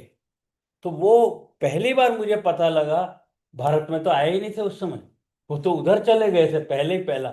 आपको सबको याद होगा, भगवान ऋषभ देव 6 ही खंड के राजा कहे जाते, कहते हैं ना अपन, किसके? षटखंड। षटखंड, जिसको आजकल हम मॉडर्न भाषा में 6 कंटिनेंट्स भी बोलते हैं, अलग अलग हो गए, भगवान की बहुत पहले की बातें हैं। तो वो षटखंड में, लेकिन वो निकले थे तो पूरा को पूरा ले करके वो गए। और मैंने आज आपके सामने भी जो लाल सागर की बात कही थी, और वो जो चैनल थी, और बाद में पनामा का नाम सुना होगा, पनामा नहर आपने सबने सुना होगा। तो पनामा की जो चैनल थी, भगवान की हाइट इतनी बड़ी थी, भगवान की हाइट इतनी बड़ी थी, जिसको अपन कहते हैं यहाँ आम भाषा के अंदर कि भाई 500 धनुष थी, यानी लगभग 3000 फीट के आसपास की थी। लेकिन मैं आपको थोड़ी सी दूसरी बात कहना, अगर मैं 6 फीट का हूँ मान लो, तो मेरा जो चरण होगा, फुटप्रिंट, जिसको अपन पगला बोलते हैं, तो वो लगभग 12 से 14 इंच का बनता है। कितना? 14 इंच। भगवान की हाइट इतनी थी, उनका जो चरण की जो साइज फुटप्रिंट थी, वो 450 फीट से 500 फीट के बीच की थी। अच्छा। भगवान का था हमारा। हाँ। और वो मैं तो आपको कैसे प्रमाण किया? कुछ चीजें ऐसी हैं हाँ। हमारा जी, आपको बताऊंगा अभी मैं। अब वो लाल सागर की ये चैनल जो है, तो यहाँ पे कुछ साधुओं को छोड़ करके, यानी कहाँ हर जगह छोड़ते गए, जिसमें ये एशिया आया, वेस्ट, जिसको कहते हैं ना, मैंने अभी आपको कहा कि सऊदी अरबिया, ये यमन, खास करके यमन तो हमारा गढ़ था, यमन, सऊदी अरबिया, तो ये वहां छोड़ा, फिर आगे गए।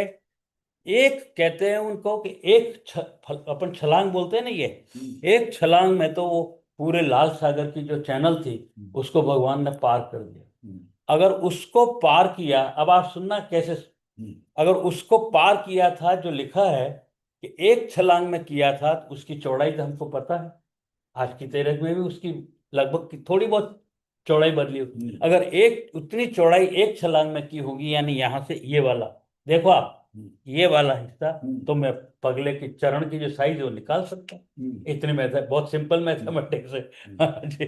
तो वो जो है लगभग 450 फीट के, तो वो जब इतना जोर से पांव पड़ता था, है ना, इधर से उधर कूदना, मतलब एक तरह से, तो वो चरण का फुटप्रिंट पड़ जाता, निशान पड़ जाता। आज कहना तो अच्छा नहीं है महाराज जी, लेकिन ये जो बना रखा है ना मुस्लिम लोगों ने, कहाँ पे, मदीना और मक्का, मक्का का जो मकबरा का पूरा ढक रखा है, उसके नीचे भगवान ऋषभ देव का चरण है। इसलिए वो कहते हैं यही वो ये मानते हैं कि यही अल्लाह है, काला पत्थर अभी वो कि यही अल्लाह है। वो चरण को, अपन भी चरण स्पर्श करते हैं, अपन भी चरण को मानते हैं, और उन्होंने जो है उसको ऊपर से चूमा, उसको डिस्टर्ब नहीं कर सकते। देखो हम लोग तो हर चीज को इधर इधर कर देते हैं, लेकिन कुछ लोग भले कुछ भी हो स्ट्रिक्ट होते, उन्होंने उसको पूरे को ढक दिया चरण, उसको देखने की जरूरत नहीं, पत्थर लगा दिया, इसको चूमो। वो कहते हैं कि यही कायनात, अच्छा। कायनात जानते हैं ना, ब्रह्मांड। वो क्या कहते हैं, खुदा ए कायनात आदिनाथ। आदिनाथ का नाम इस तरह से कई रूप में लेते हैं, खुद ये हिंदू लोग भी लेते हैं, जितने वेद लिखे हुए उनके अंदर भी भगवान ऋषभ देव का उल्लेख है। एनीवे तो वो जो है वहां से वहां गए, वही चीज फिर आगे पनामा को भी उन्होंने पार कर दिया, वो पूरे पूरे संघ को ले, उस तो सभी साधु वगैरह जो उस जमाने में उनके साथ रहे होंगे वो तो सब उसी हाइट के आसपास के ही होंगे ना। ऐसा तो नहीं कह सकते एक राजमहल की साइज का होगा, खाली अकेले ऋषभ देव ही बड़े थे, ऐसा तो नहीं। तो वो सब के सब थे तो चले गए।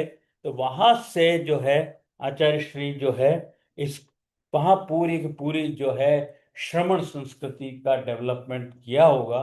भगवान तो वहां से आगे चले गए होंगे, वो अपने अपने साधु जो है उनको सिखा करके, और तुम यहाँ बनाओ बनाओ। तो आज से मैं अभी, क्योंकि समय हो रहा है ज्यादा, शायद समय नहीं है अभी, नहीं नहीं बोलो, तो ये पूरा आपके लिए है, तो वो लगभग अभी आधा घंटा। हाँ, तो आचार्य श्री वहां पर जो है वो पूरा हिस्ट्री जो कहते हैं, इतिहास, जो आज भी मॉडर्न साइंस के अंदर भी, या आज भी इतिहास जो नहीं मिलता है, और उसको कहते हैं इसलिए प्री हिस्ट्री की चीज। कोई चीज मिले वो प्री हिस्ट्री की, पता नहीं क्या हुआ था क्या नहीं हुआ था, इसको उसका इतिहास लिखा ही नहीं गया, तो उसको प्रागैतिहासिक बोलते हैं। तो वो प्री हिस्ट्री जो है उसके अंदर डाल दिया, पता ही नहीं, किसी को कुछ पता नहीं। और वहां जो जितने साक्ष्य हैं, एविडेंसेस हैं, आर्टिफैक्ट्स हैं, सबूत बने हुए हैं, वो सारे के सारे सबूत लगभग आज से 5,000 साल से 17,000 साल तक के मैंने इकट्ठे किए। मैं ये शायद नहीं कर पाता अगर हमारे इनके जैसे साधु का आशीर्वाद नहीं होता, क्योंकि क्योंकि देखो केवल साहस करने से ही नहीं होता आचार्य श्री, हिम्मत या भावना से भी नहीं, पैसा भी चाहिए, और वो भी लाखों से कुछ काम नहीं होता है, क्योंकि हर जगह डॉलर जो है, पौंड है, ये सब बहुत महंगे हो गए, करोड़ों रुपए चाहिए इसके लिए, करोड़ों रुपए चाहिए। और जब पहली बार मैंने ये निर्मल जी सेठी को, आप सबको आश्चर्य होगा, जब पहली बार मैंने वहां पे हमारा समोशरण जो होता है, समोशरण की स्टाइल के मंदिर, एक नहीं, दो नहीं, 10 नहीं, लगभग 50-50, 100 मंदिर, सब श्रमण संस्कृति के पिरामिड टाइप के, और ऊपर जो है आचार्य का कक्ष होता था, उसके अंदर रहने का, ये सब बना हुआ इस तरह के जो है। तो ये मैं आपको थोड़ा सा दिखाता हूँ। और सबसे इंटेलिजेंट लोग अगर थे तो आखिर वो कि कहाँ से आए वो लोग, ये बात सब लोग पूछते थे कि आखिर ये लोग आए कहाँ से, इनका पहला इतिहास कहाँ से है।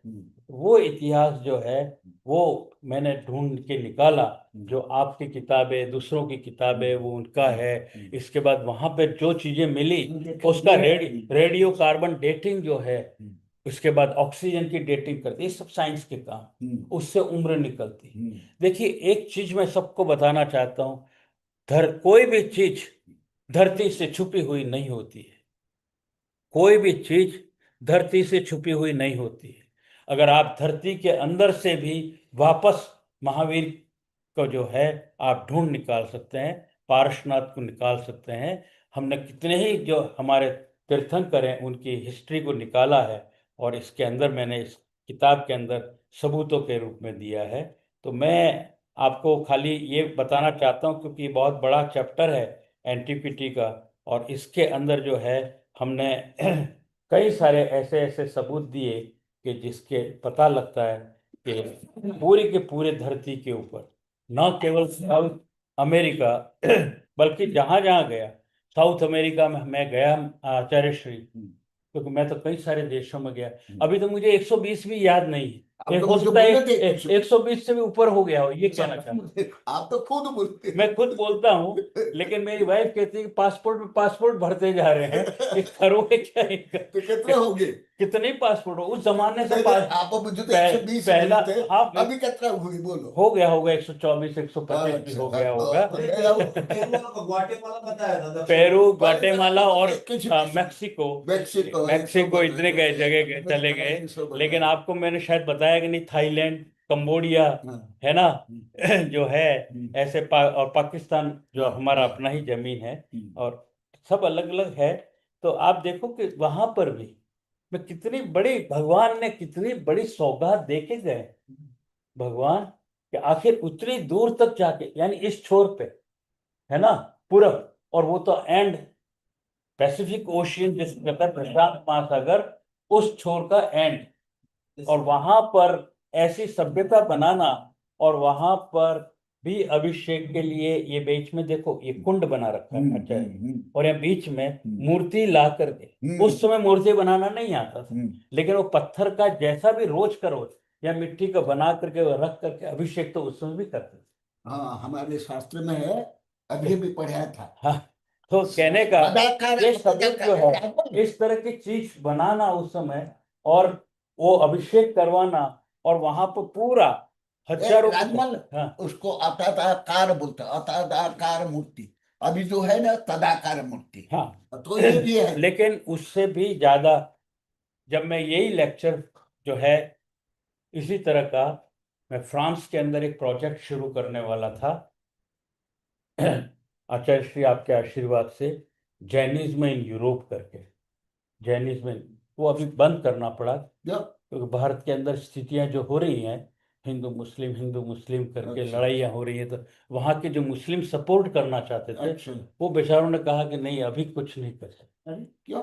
वो वहां पर भी लोग ऐसा ना, हाँ बेचारा, इससे बेचारे, वरना वो जो पैसा दे रहे थे वो सब मुस्लिम, 90% मुस्लिम समुदाय के लोग थे, और वो चाहते थे कि हमारा जैनिज्म अहिंसा का, अपरिग्रह का, अनेकांतवाद का, मेरे वो लेक्चर सुन के ही प्रभावित हुए थे, फ्लोरिडा इंटरनेशनल, बोले थे। हाँ बोले थे। हाँ, तो ये चीज जो थी, तो वहां के एक आदमी ने पूछा था मेरे से, ही वॉज ऑल्सो, उनकी और एक औरत ने पूछा, मुस्लिम औरत थी, उसने कहा कि सर वहां पे कोई ऐसा बड़ा सबूत आपको मिला, कहाँ पर, पेरू में या ग्वाटेमाला में या मैक्सिको में, कि जिससे ये कह सको कि श्रमण संस्कृति थी। मनीष जी आप भी देखिए, सभी देखिए, वहां मैंने बताया पिरामिड जो टेम्पल समोशरण के हैं, तो वहां उसके नीचे जमीन में, अपन जिसको जमीन तो नहीं, तलगर जो बोलते हैं, बेसमेंट बोलते हैं इंग्लिश में, हिंदी में तलगर ही बोलते हैं, तलगर, हाँ।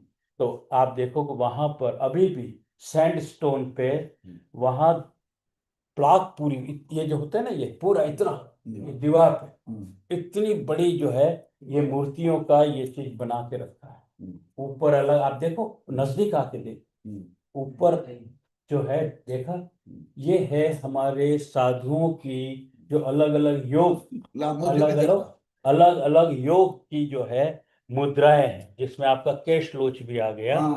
अरे महाराज गलत कह रहा हूं मैं? सही है। योग जो बोलते हैं आप, है ना, ये योगासन है ना, और ये, और उसके नीचे हम जो बोलते हैं संलेखना, समाधि लेने के समय पे जो योग करना होता है, तो ये इससे मोक्ष जो प्राप्त होता है।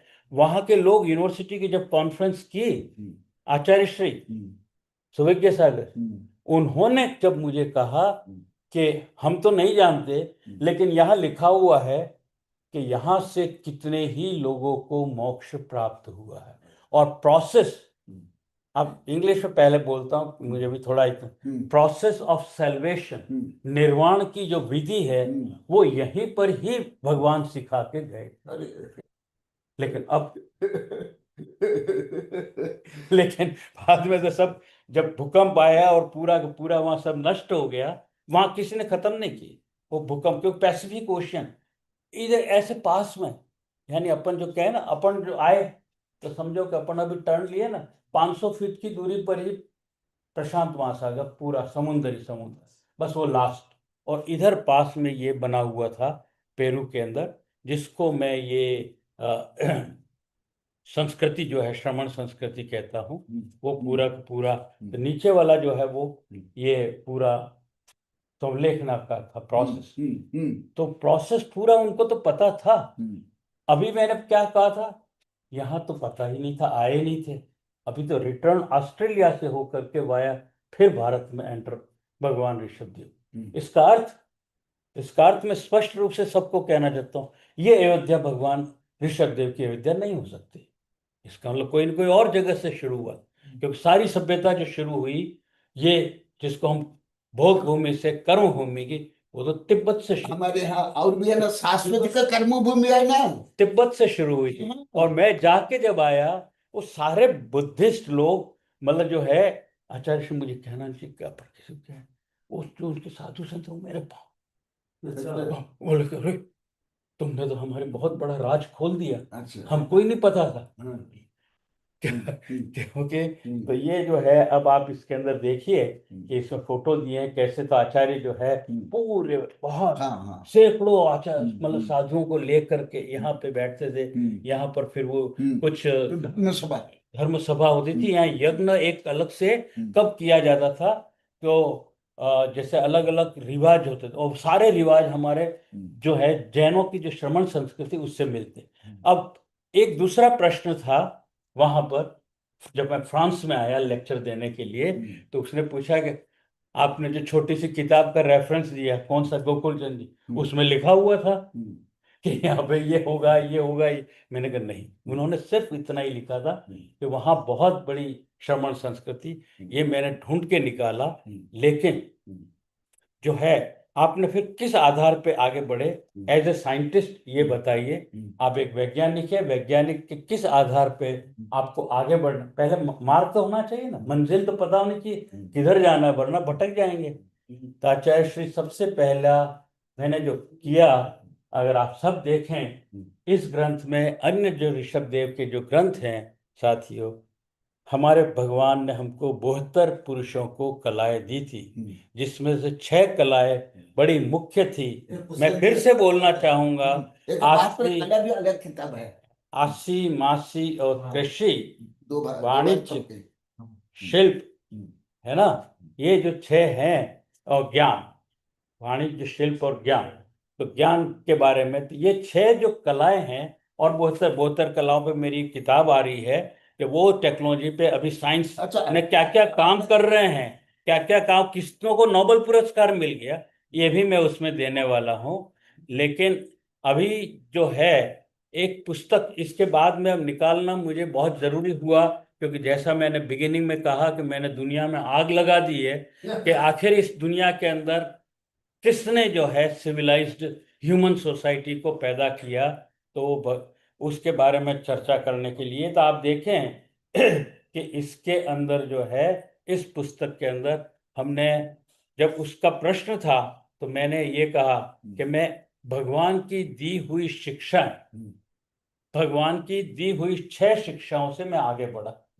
अगर भगवान सचमुच में मेरे भगवान यहाँ आए थे, अगर मेरे भगवान यहाँ आए थे, तो ये आचार्य श्री ने लिखी किताब, मेरे भगवान यहाँ आए थे तो सबसे पहले क्या सिखाया होगा, आप बोलो क्या सिखाया होगा, कृषि सिखा। भाई बिना पेट भरे तो कोई इंसान जिंदा कैसे रहेगा। और अगर कृषि सिखाई तो कृषि का क्या होगा, बीज होगा। आप बेटा आम इंसान की तरह मत सोचो, वैज्ञानिक अंदर से विज्ञान निकालो, क्या होगा, बीज होगा। बीज की उम्र कब की है, पुराने से पुराना बीज की, अब यहाँ पे साइंस जो उसकी रेडियो कार्बन डेटिंग करने से लगभग जो oldest antiquity of the seed की जो प्राचीनता है वो लगभग 1.5 लाख वर्ष की आती है। तो उस समय मक्का की नहीं, भगवान ने बाजरा शुरू किया था। नहीं हाँ, तो इसके अंदर है कहीं ना कहीं लिखा भी, पहले तो नहीं, नहीं वो तो हर बार आता हूँ नया ही होगा, है ना। अभी भी बता के जा रहा, पूरी किताब तो बता के नहीं ये जाऊंगा।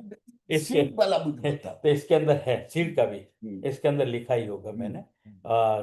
कि कब उसका वो है सीड का। तो वो भी नहीं तो बाद में करना, अभी बोलो। तो मैं ये कहना चाह रहा था कि सबसे पहले तो इसका अर्थ ये कि अब अगर मैं जमीन के अंदर से जो है, जहां पे कोई प्रदूषण नहीं हुआ हो, जहां पे प्रदूषण नहीं हुआ हो, ऐसी जगह से मैं जमीन का टुकड़ा अंदर जमीन में से निकाल के लाऊं और उसका radio carbon dating, oxygen dating करूं, तो उससे मुझे अगर हमारे जो अवसर्पणी काल की इंफॉर्मेशन मुझे उसमें से मिली कि अवसर्पणी काल और कुछ नहीं, वो क्लाइमेट का ही साइकिल होता है, जलवायु में जो परिवर्तन धरती पर होते हैं उसी का ही होता है। वो हमारा जब मैच किया, तब हमने भगवान ऋषभ देव से पहले जब मनुष्य में क्या आया था, दिमाग नहीं था, दिमाग पहली बार आया मात्र 4 लाख वर्ष पहले, मात्र, उससे पहले नहीं आया था। उस समय केवल भोग भूमि में ही सब पड़े हुए थे। 4 लाख वर्ष पहले ही भोग भूमि में पड़े हुए लोग थे, जिनके बारे में आप कुछ भी समझो क्या कहते हैं, लेकिन साइंस इतना जरूर कहती है 4 लाख वर्ष पहले दिमाग आया। और दिमाग आया उस समय एक कोई न कोई थोड़ा सा इंटेलिजेंट आदमी आया था। वो पहला कौन था? ऋषभ देव नहीं, ऋषभ देव का पहला अवतार महाबल जो था, उसके टाइम पे क्यों आना चाहिए था, ये भी इसमें दिया है क्यों आना चाहिए था। क्योंकि टेम्परेचर धरती पर जब भी हो, तापमान जब बदलता है और सही तापमान होता है, तभी बुद्धि आती है। आचार्य श्री, जब बर्फ जम जाए तो बुद्धि स्थिर हो जाती, बुद्धि नहीं रह सकती ज्यादा। ये तो ये सारा क्लाइमेट का साइकिल दिया है मैंने, धरती का 10 लाख वर्ष में से 4 लाख का तो इसमें बताया कब भगवान के जन्म हुए, अलग अलग वो टाइम भी दी। भगवान 10वें नंबर के ऋषभ देव जब सबसे अच्छा टाइम हुआ, और लेकिन उस समय क्लाइमेट ऐसा बन गया कि वो आपके कल्प वृक्ष सब के सब उड़ गए। और फिर भगवान ने इतना बड़ा उपकार किया, मैंने पूरा निकाला। आचार्य श्री, कोई शर्म नहीं की ऋषभ देव भगवान, जमीन पे बैठ करके औरतों के साथ में, आग तो कितनी बार लगती थी जंगलों में, लेकिन किसी को आग का उपयोग ही नहीं आता था। भगवान ने पहली बार बैठ करके आग का उपयोग, चूल्हा जला करके खाना बनाना तक सिखाया। उस समय ये नहीं सोचा कि मैं राजा हूं। उन्होंने तो खेत के अंदर हल जोत करके खेती करना तक सिखाया।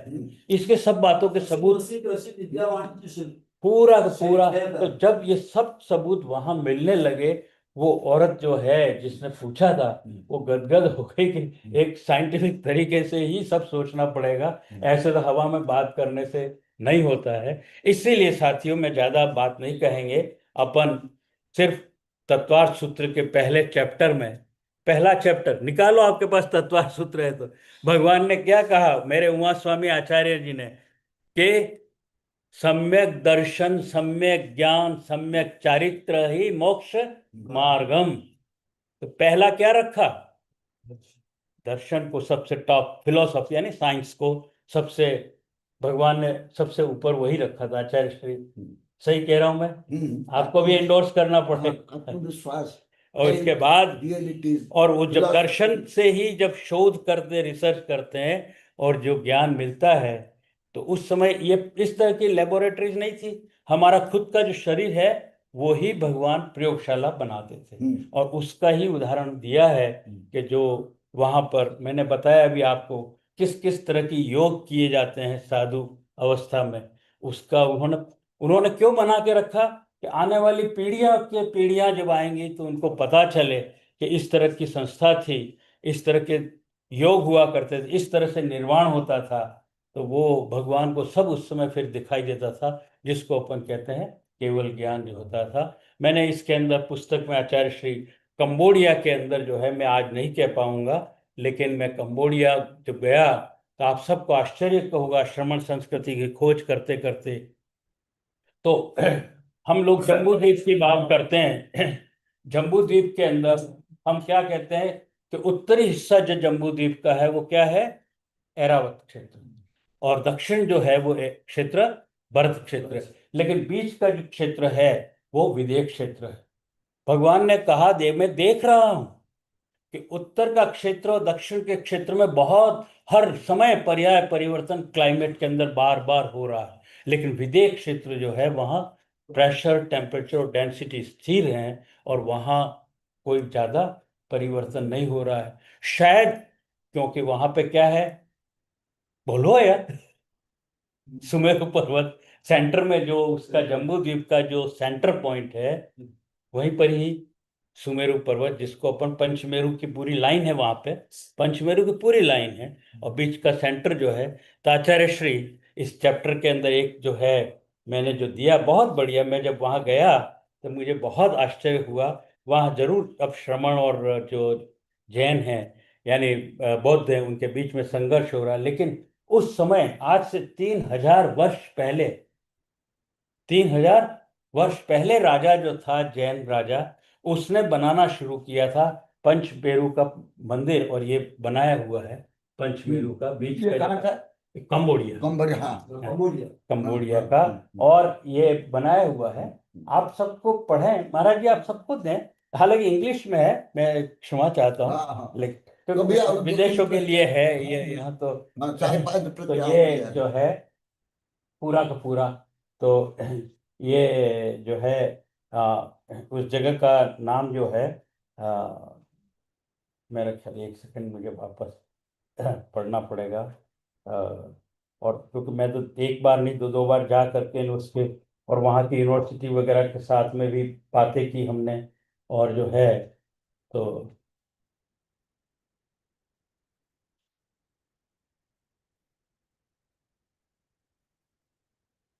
हाँ, आचार्य श्री अंकोर वाट करके जगह है। अंकोर वाट जो है, अंकोर वाट जो जगह है वहां पर ये है। लेकिन सबसे बड़ी बात क्या है आचार्य, सब लोग पूरे कंबोडिया की अभी जो आर्थिक स्थिति कमजोर है, लेकिन उसका पैसा कहाँ से आता है? टूरिस्ट से आता है।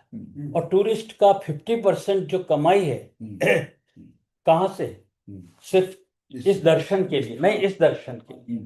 अच्छा, सुबह 4:15 से 4:30 में जो पंचमेरु का बीच का जो पहाड़ है उस पे पहला सूर्योदय वहां पर होता है।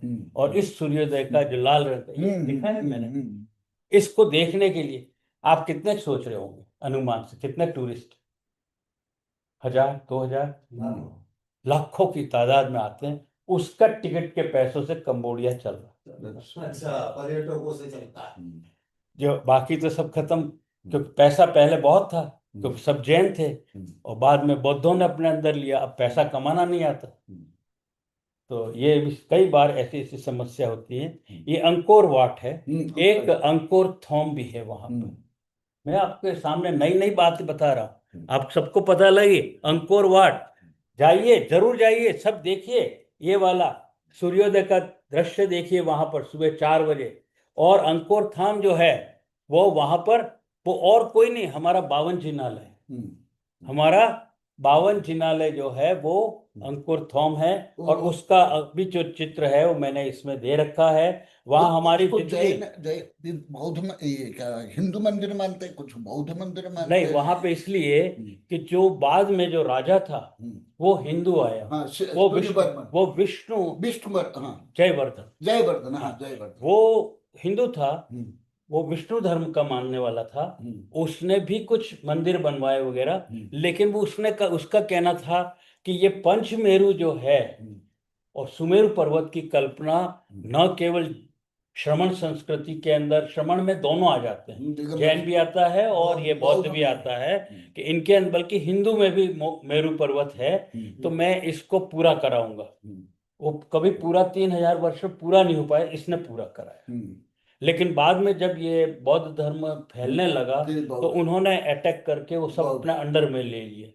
और जो बावन जिनालय है उसको वो समझ नहीं पाए। उसके बाद जब अभी रिसेंटली लगभग पार्श्वनाथ भगवान हो गए, महावीर हो गए, तो अभी पिछले यानी लगभग समझो 1000 वर्ष के अंदर जो मूर्तियां रखी हुई थी, उन मूर्तियों को अंदर बेसमेंट में रख दिया या तोड़ फोड़ कर दिया। आप देखिए, ये तोड़ फोड़ कर दी। देखिए तो एकदम स्वस्थ स्वस्थ दिखाई दे रही है। किसी को हाथ वो हाँ। कर दिया है खंडित। तो भी अभी आप देखो कि इसके बाद पार्श्वनाथ की बहुत बड़ी हाँ। ये है ना, ये ऐसे इतनी बड़ी मूर्ति वहां पर, ये देखो फन फन देखो आप। एकदम अभी भी एकदम स्पष्ट है। और कई बार क्या होता है आचार्य श्री, लड़ाई भी लड़नी पड़ती है, पैसों से लड़ाई लड़नी पड़ती कई। ये जो व्यक्ति था, वहां इतनी सारी मूर्तियां थी मनीष जी हमारी, ये पार्श्वनाथ की, महावीर की, लेकिन उनके ऊपर पीला कपड़ा ढक के रखा हुआ, वो हटावे ही नहीं। क्या उसको दिखाना नहीं चाहता था टूरिस्टों को, वो बहुत की बातें कर रहा था। मैंने उसको कहा कि भाई देख, ये जितनी मूर्तियां हैं तो कपड़ा हटा दे, हर मूर्ति का $1 तेरे को दूंगा। पुजारी होता है ना जो इस तरह का था, वो इंडियन ही जबकि। अच्छा हाँ, उसने कहा नहीं, नहीं हटा सकता, अलाउ नहीं है, बड़ी बड़ी बातें डिसिप्लिन की और सब करें। मैंने कहा यार मैं तो भारतीय हूँ, मुझे सब डिसिप्लिन पता है, अच्छे अच्छे देशों में घूम के आया हूँ, क्या कितनी घटियों का आटा खाया है मैंने। આપણે એમ જ કઈ બાગડી में કેટલી ઘટિયાનો આટો ખાધો है ना, કેટલા कुआं पानी पीधो है। मैंने कहा तो यार अमेरिका जैसे में तो मैं रह के आया हूँ, मेरा तो बचपन वहां गुजरा हुआ है क्या, कि सर नहीं मैं ये हो जाए वो हो जाए। चल फाइनल $50 में समझौता किया, सब हटा दिए उस महाराज जी, $50 में सारे पर्दे हटा दिए। मैंने फोटो खींचे, ये फोटो वही अच्छा हुई है। आप देखो। उससे $50 लग गए। कई बार कुछ ना मेरा कुछ धर्म में सब व्यापार है। ये देखिए ना, ये राम नाम दंड दे। खंडित हाँ हाँ है। हाँ तो ये तो खंडित खंडित एकदम ये तो अच्छी है, बहुत अच्छी है, और ऐसी नहीं सैकड़ों हैं। हाँ आप देखो। और मतलब क्या, तो अपन, मेरा ख्याल समय हो रहा होगा, तो मैं सभी से क्षमा भी चाहूंगा, मिच्छामि दुक्कडम। मैंने आचार्य श्री का सारा समय आज मैंने ले लिया, और मैं इस इतनी ही बात कर पाया, जबकि मैं दूसरा हिस्सा, आज आचार्य श्री का 46वां जो दीक्षा दिवस है, तो मैं तो आज बात करने आया था आत्मा का विज्ञान के ऊपर, द साइंस ऑफ अभी द वही सॉल। चल रहा है सब। और अभी मैं खाली बस इतने संक्षिप्त में एक ही बात कह के जाऊंगा साइंस ऑफ द सोल के बारे में, कि आप ये मान के चलो कि आत्मा को हम दो भागों में विभाजित कर दें। आप सभी जानते हैं सांसारिक आत्मा जिसको कहते हैं, जिस आत्मा के ऊपर कर्म का पूरा एक शरीर ढका हुआ है, ये समझ लीजिए। एक होती है शुद्ध आत्मा, बिल्कुल 100% जिसको कहना चाहिए प्योर आत्मा, जो सिद्ध क्षेत्र तक पहुंच सकती है, उसमें वो शक्ति होती है। आचार्य श्री ने न केवल आत्मा के जो मूल जो कहना चाहिए, मूल चार जो गुण, चार शक्तियां हैं उनकी बात की, बल्कि 47 शक्तियों की आपने और बात की है। वो किताब भी छपी हुई है, आज पूरे विश्व में उसकी बातें भी जब हम करते हैं। लेकिन मैं आप सबको एक ही बात कहना चाहता हूँ कि ये जो सांसारिक जो आत्मा है, आप कितने ग्राम की सोच रहे होंगे, अंदर कितने ग्राम की होगी? किलोग्राम है, 5 किलोग्राम, 10 किलोग्राम, 1 किलोग्राम, 10 ग्राम, 2 ग्राम। तो वो फिर कर्म शरीर की बात अपन जो करते हैं, तो वो कहाँ से आती है, वो बनता कैसे है, वो कर्म शरीर कैसे बनता है? और जब मेरा एंड हो जाए, मैं दूसरों के लिए तो नहीं कह सकता, मेरी लाइफ का एंड हो गया, तो क्या मेरी आत्मा खत्म होगी या मेरा केवल ये हाइड्रोकार्बन बॉडी जो कचरा है ये ऊपर का, वो खत्म हुआ, या वो आत्मा खत्म हो गई? तो साथियों इतना याद रखो, आत्मा, आत्मा का ड्रेस याद रखना। फिर से आऊंगा अगली बार, विस्तृत चर्चा करूंगा। आत्मा का ड्रेस और आत्मा का एड्रेस। आत्मा का ड्रेस और आत्मा का एड्रेस बदलता है, आत्मा कभी मरती नहीं है। अब चाहे वो एड्रेस कभी मोटा हो जाए कर्म शरीर का वजह से, क्योंकि आप क्या क्या कर्म करते हैं, और वो कर्म जो आप द्रव्य, क्षेत्र, काल और आप भाव से जो करते हैं, उससे जो पर्याय परिवर्तन होता है, आप जो करते हैं उसका लेखा जोखा, यहाँ से तरंगे निकलती हैं। विस्तृत में आचार्य श्री और समझाएंगे, लेकिन मैं आपको आज शॉर्ट में बता के जाता हूँ कि जो तरंगे निकलती हैं आपके अंदर से, आपके इस कर्म से, अभी यही चल रही है। आपके इस कर्म से ही इस कर्म से ही मैं अभी बताता हूँ, इस कर्म से आपके जो एक्शन यानी आप जो कुछ करते हैं, इससे जो तरंग निकलती है वो आपके आत्म प्रदेश से आकाश प्रदेश तक जाती है। क्योंकि आकाश प्रदेश के अंदर सभी कुछ है। क्या है? वहां पे भी आत्म प्रदेश है, वहां धर्मास्तिकाय अधर्मास्तिकाय भी है, वहां एक काल भी है और पुद्गल है। अब पुद्गल जो है वो पूरा यहां से ले करके ऊपर तक जहां पर भी आप देखो 3 डायमेंशन के अंदर, तो सब जगह जो है वो पुद्गल है। उसके अंदर तेजस वर्गणा भी होती है। ये आचार्य श्री ने आपको बताया भी होगा या बताएंगे। तो वो जो हमारी तरंग है वो टक्कर खाते हुए वहां तक जाती है, और जब वापस रिटर्न में वो बराबर वही फ्रीक्वेंसी, जिसको कहते हैं ना अपन मुंह से बोलने की फ्रीक्वेंसी, सोचने की फ्रीक्वेंसी, वो सब बराबर वापस आके आपकी आईडी पर ही, आपके ही शरीर के अंदर यानी आपकी आत्मा के चारों तरफ आपका लेप बनाएंगी। दैट इज कर्म शरीर। अब वो कितना मैग्नीट्यूड है, यानी कितना परिमाण है, किस प्रकृति का आपने कर्म किया है, आप क्या सोच के कर रहे हो, कहाँ जाके किया है, तो ये सारी चीजें मिल करके अलग अलग तरह का कर्म का अंदर होता है। मैं आया तो अगली बार कर्म के बारे में। बस अब ये जो मेल होता है, ये पूरा जो मैंने आपसे कहा कि कर हमारी आत्मा का ड्रेस, और फिर एड्रेस भी चेंज होता है। एड्रेस भी किसके ऊपर? आपने तो करके तो उधर आ गए थे हत्या, और यहाँ चुपचाप आके अंदर से बड़े शरीफ बन के बैठे हुए हो। तो ऐसा भी नहीं होता, आपका कर्म आपको देखता ही है। इसलिए कोई और भगवान नहीं है जैन धर्म के अनुसार, कोई भगवान नहीं, कोई आपके भगवान तो आप स्वयं ही हैं। आपके भगवान आप स्वयं हैं। और इसी के अंदर आप सबको मैं एक ही विनती करना चाहता हूं, क्योंकि रिसर्च करता हूं, तो मैंने जब अभी अभी रिसर्च किया तब पता लगा कि आचार्य श्री के मेरे दादा भगवान ऋषभ देव के आशीर्वाद से पहली बार जो है हमने तरंगे तरंगे ढूंढ ली हमने तरंगे। और जब उन तरंगों की चर्चा जो है विश्व के सामने की वहां पर, तो मेरे जितने साथी थे, आचार्य श्री आप जैसे जितने मेरे प्रशंसक कहो या मेरे गुरु कहो या मेरे साथी कहो, प्रशंसक कहो, उन्होंने ये कहा कि जब राजमल तुमने ही ये खोज की है तो तुम्हारे नाम से ही इन तरंगों को जाना जाए। तो इस किताब के अंदर जो है, जो आर्टिकल मैं आपको दूंगा अभी, उसका पीडीएफ, उसका नाम ही राजेन वेव्स राजमल राजेन वेव्स, ठीक है, राजेन तरंगे। तो वो कैसे, अभी देखिए, अभी आपको बताता हूँ। मैंने आचार्य श्री के ये पांव छुए, क्या किया? बोले? कुछ नहीं बोले, खाली हाथ ही रखा है। तो ये मौन जो है किया ना, भी आपके सामने एक्सपेरिमेंट, बोलने की जरूरत नहीं है। मौन में जो ताकत होती है वो तरंगों के रूप में जाती है। और किसी को आप घायल कर दो, इतने सारे जानवरों को काटा जा रहा है आचार्य श्री, करोड़ों अरबों की संख्या में प्रतिदिन। तो आप क्या सोचते हैं, दुनिया क्या सोचती है मुझे नहीं मालूम, लेकिन अगर वो ये सोचती है तो कोई फर्क नहीं पड़ता। तो ऐसा नहीं है। प्रत्येक के मुंह से, अंदर से, आत्मा से आह निकलती है। तो आह से नेगेटिव जो वेव निकलती है, आशीर्वाद से जो पॉजिटिव वेव निकलती है, वो सबके सब आत्म प्रदेश से आकाश प्रदेश तक पहुंच करके आपकी जो आईडी है उसका रिटर्न में एनर्जी वापस आ करके कर्म के शरीर का निर्माण करते हैं। तो अपने बुरे कर्मों से बचें, यही मैं एक आप सबसे अनुरोध करना चाहूँगा।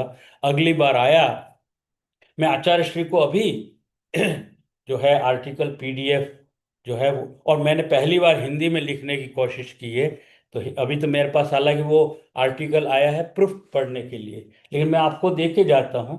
तो वो आप पढ़ें। मैं आप बाद में जो है सभी को, ये लगभग 1 महीने के बाद जब फाइनल छप के आ जाएगा, आपके थ्रू, आपके माध्यम से, आपके जितने भी हैं ये सब, उन सबको जो है आप भेज दीजिए।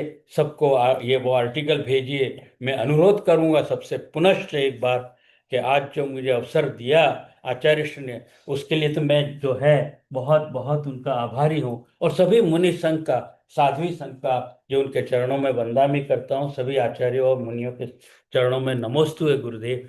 कि आपके आशीर्वाद मिलता रहे। हम आगे और आगे से आगे नई किताबें अभी लिखनी हैं, उन सब के लिए आपका आशीर्वाद मिले।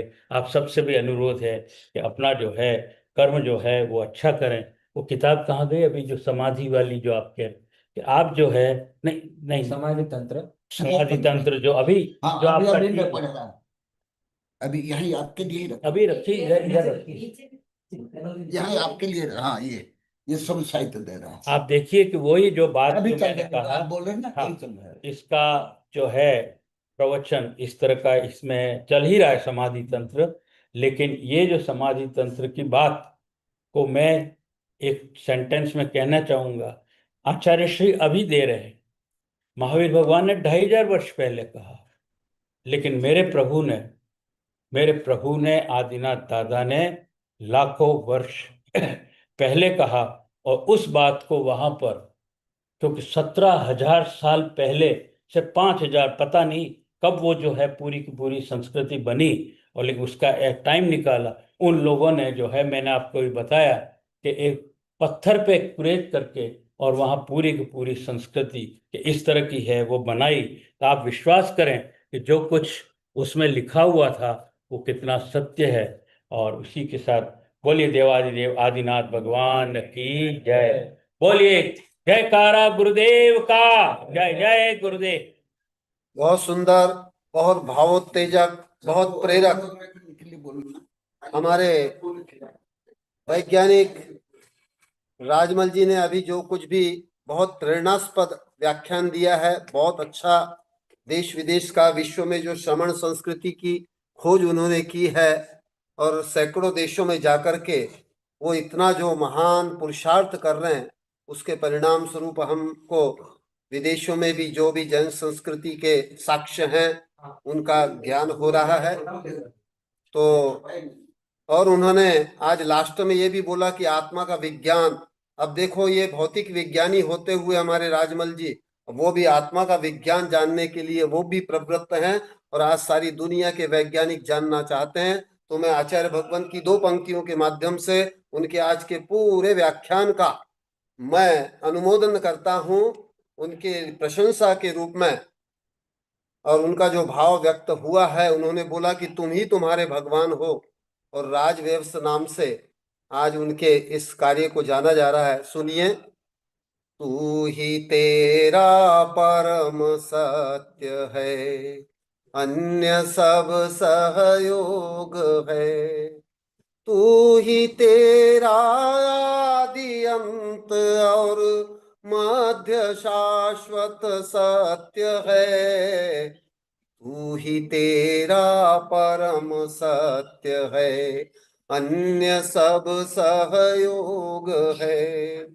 तेरा अस्तित्व यदि नहीं होता, अन्य से क्या लाभ है।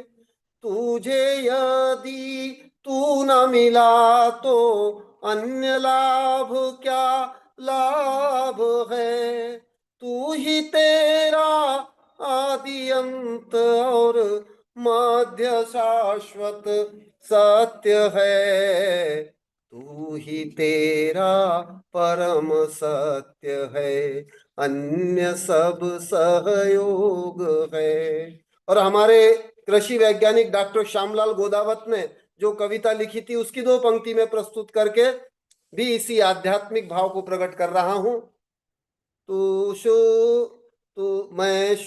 शुद्ध है, मैं बुद्ध हूँ, मैं गुण अनंत की खान हूँ। सुन चेतन अब जागना, सुन चेतन परमात्मा, सुन चेतन परमात्मा। वैज्ञानिक राजमल जी के लिए बहुत बहुत शुभकामनाएं, साधुवाद। उसी तरह साहित्य आशीर्वाद दे रहे हैं। और आचार्य भगवंत अपना और भी साहित्य उनको प्रदान करके आशीर्वाद प्रदान कर रहे हैं। आज हमारे बीच में डॉक्टर रीता पुनः उपस्थित हो गई हैं, उनके लिए भी बहुत बहुत शुभकामनाएं। बहुत बहुत आचार्य भगवंत बोल रहे हैं, डॉक्टर रीता बाद में अपना अनुभव फिर बताएंगी। अभी सब अनुमोदन करके ताली बजा के अभी सभी अनुमोदना करके और तालियां बजा करके राजमल जी का स्वागत करें। उनके भावों की, उनके गुणों की, उनके इस श्रम की सभी स्वागत करें, अनुमोदनाएं करें, समर्थन करें। सब कर रहे हैं। बहुत बहुत आशीर्वाद सबके लिए। अब आचार्य भगवंत अपना आशीर्वाद प्रदान करें और बाकी इस विषय में जिनको भी मनोगत व्यक्त करना है वो कल व्यक्त करेंगे, क्योंकि अभी समय भी हो गया है। तो आचार्य भगवंत अपना आशीर्वाद दे करके और आज के इस कार्यक्रम को हम समापन की ओर ले जाते हैं।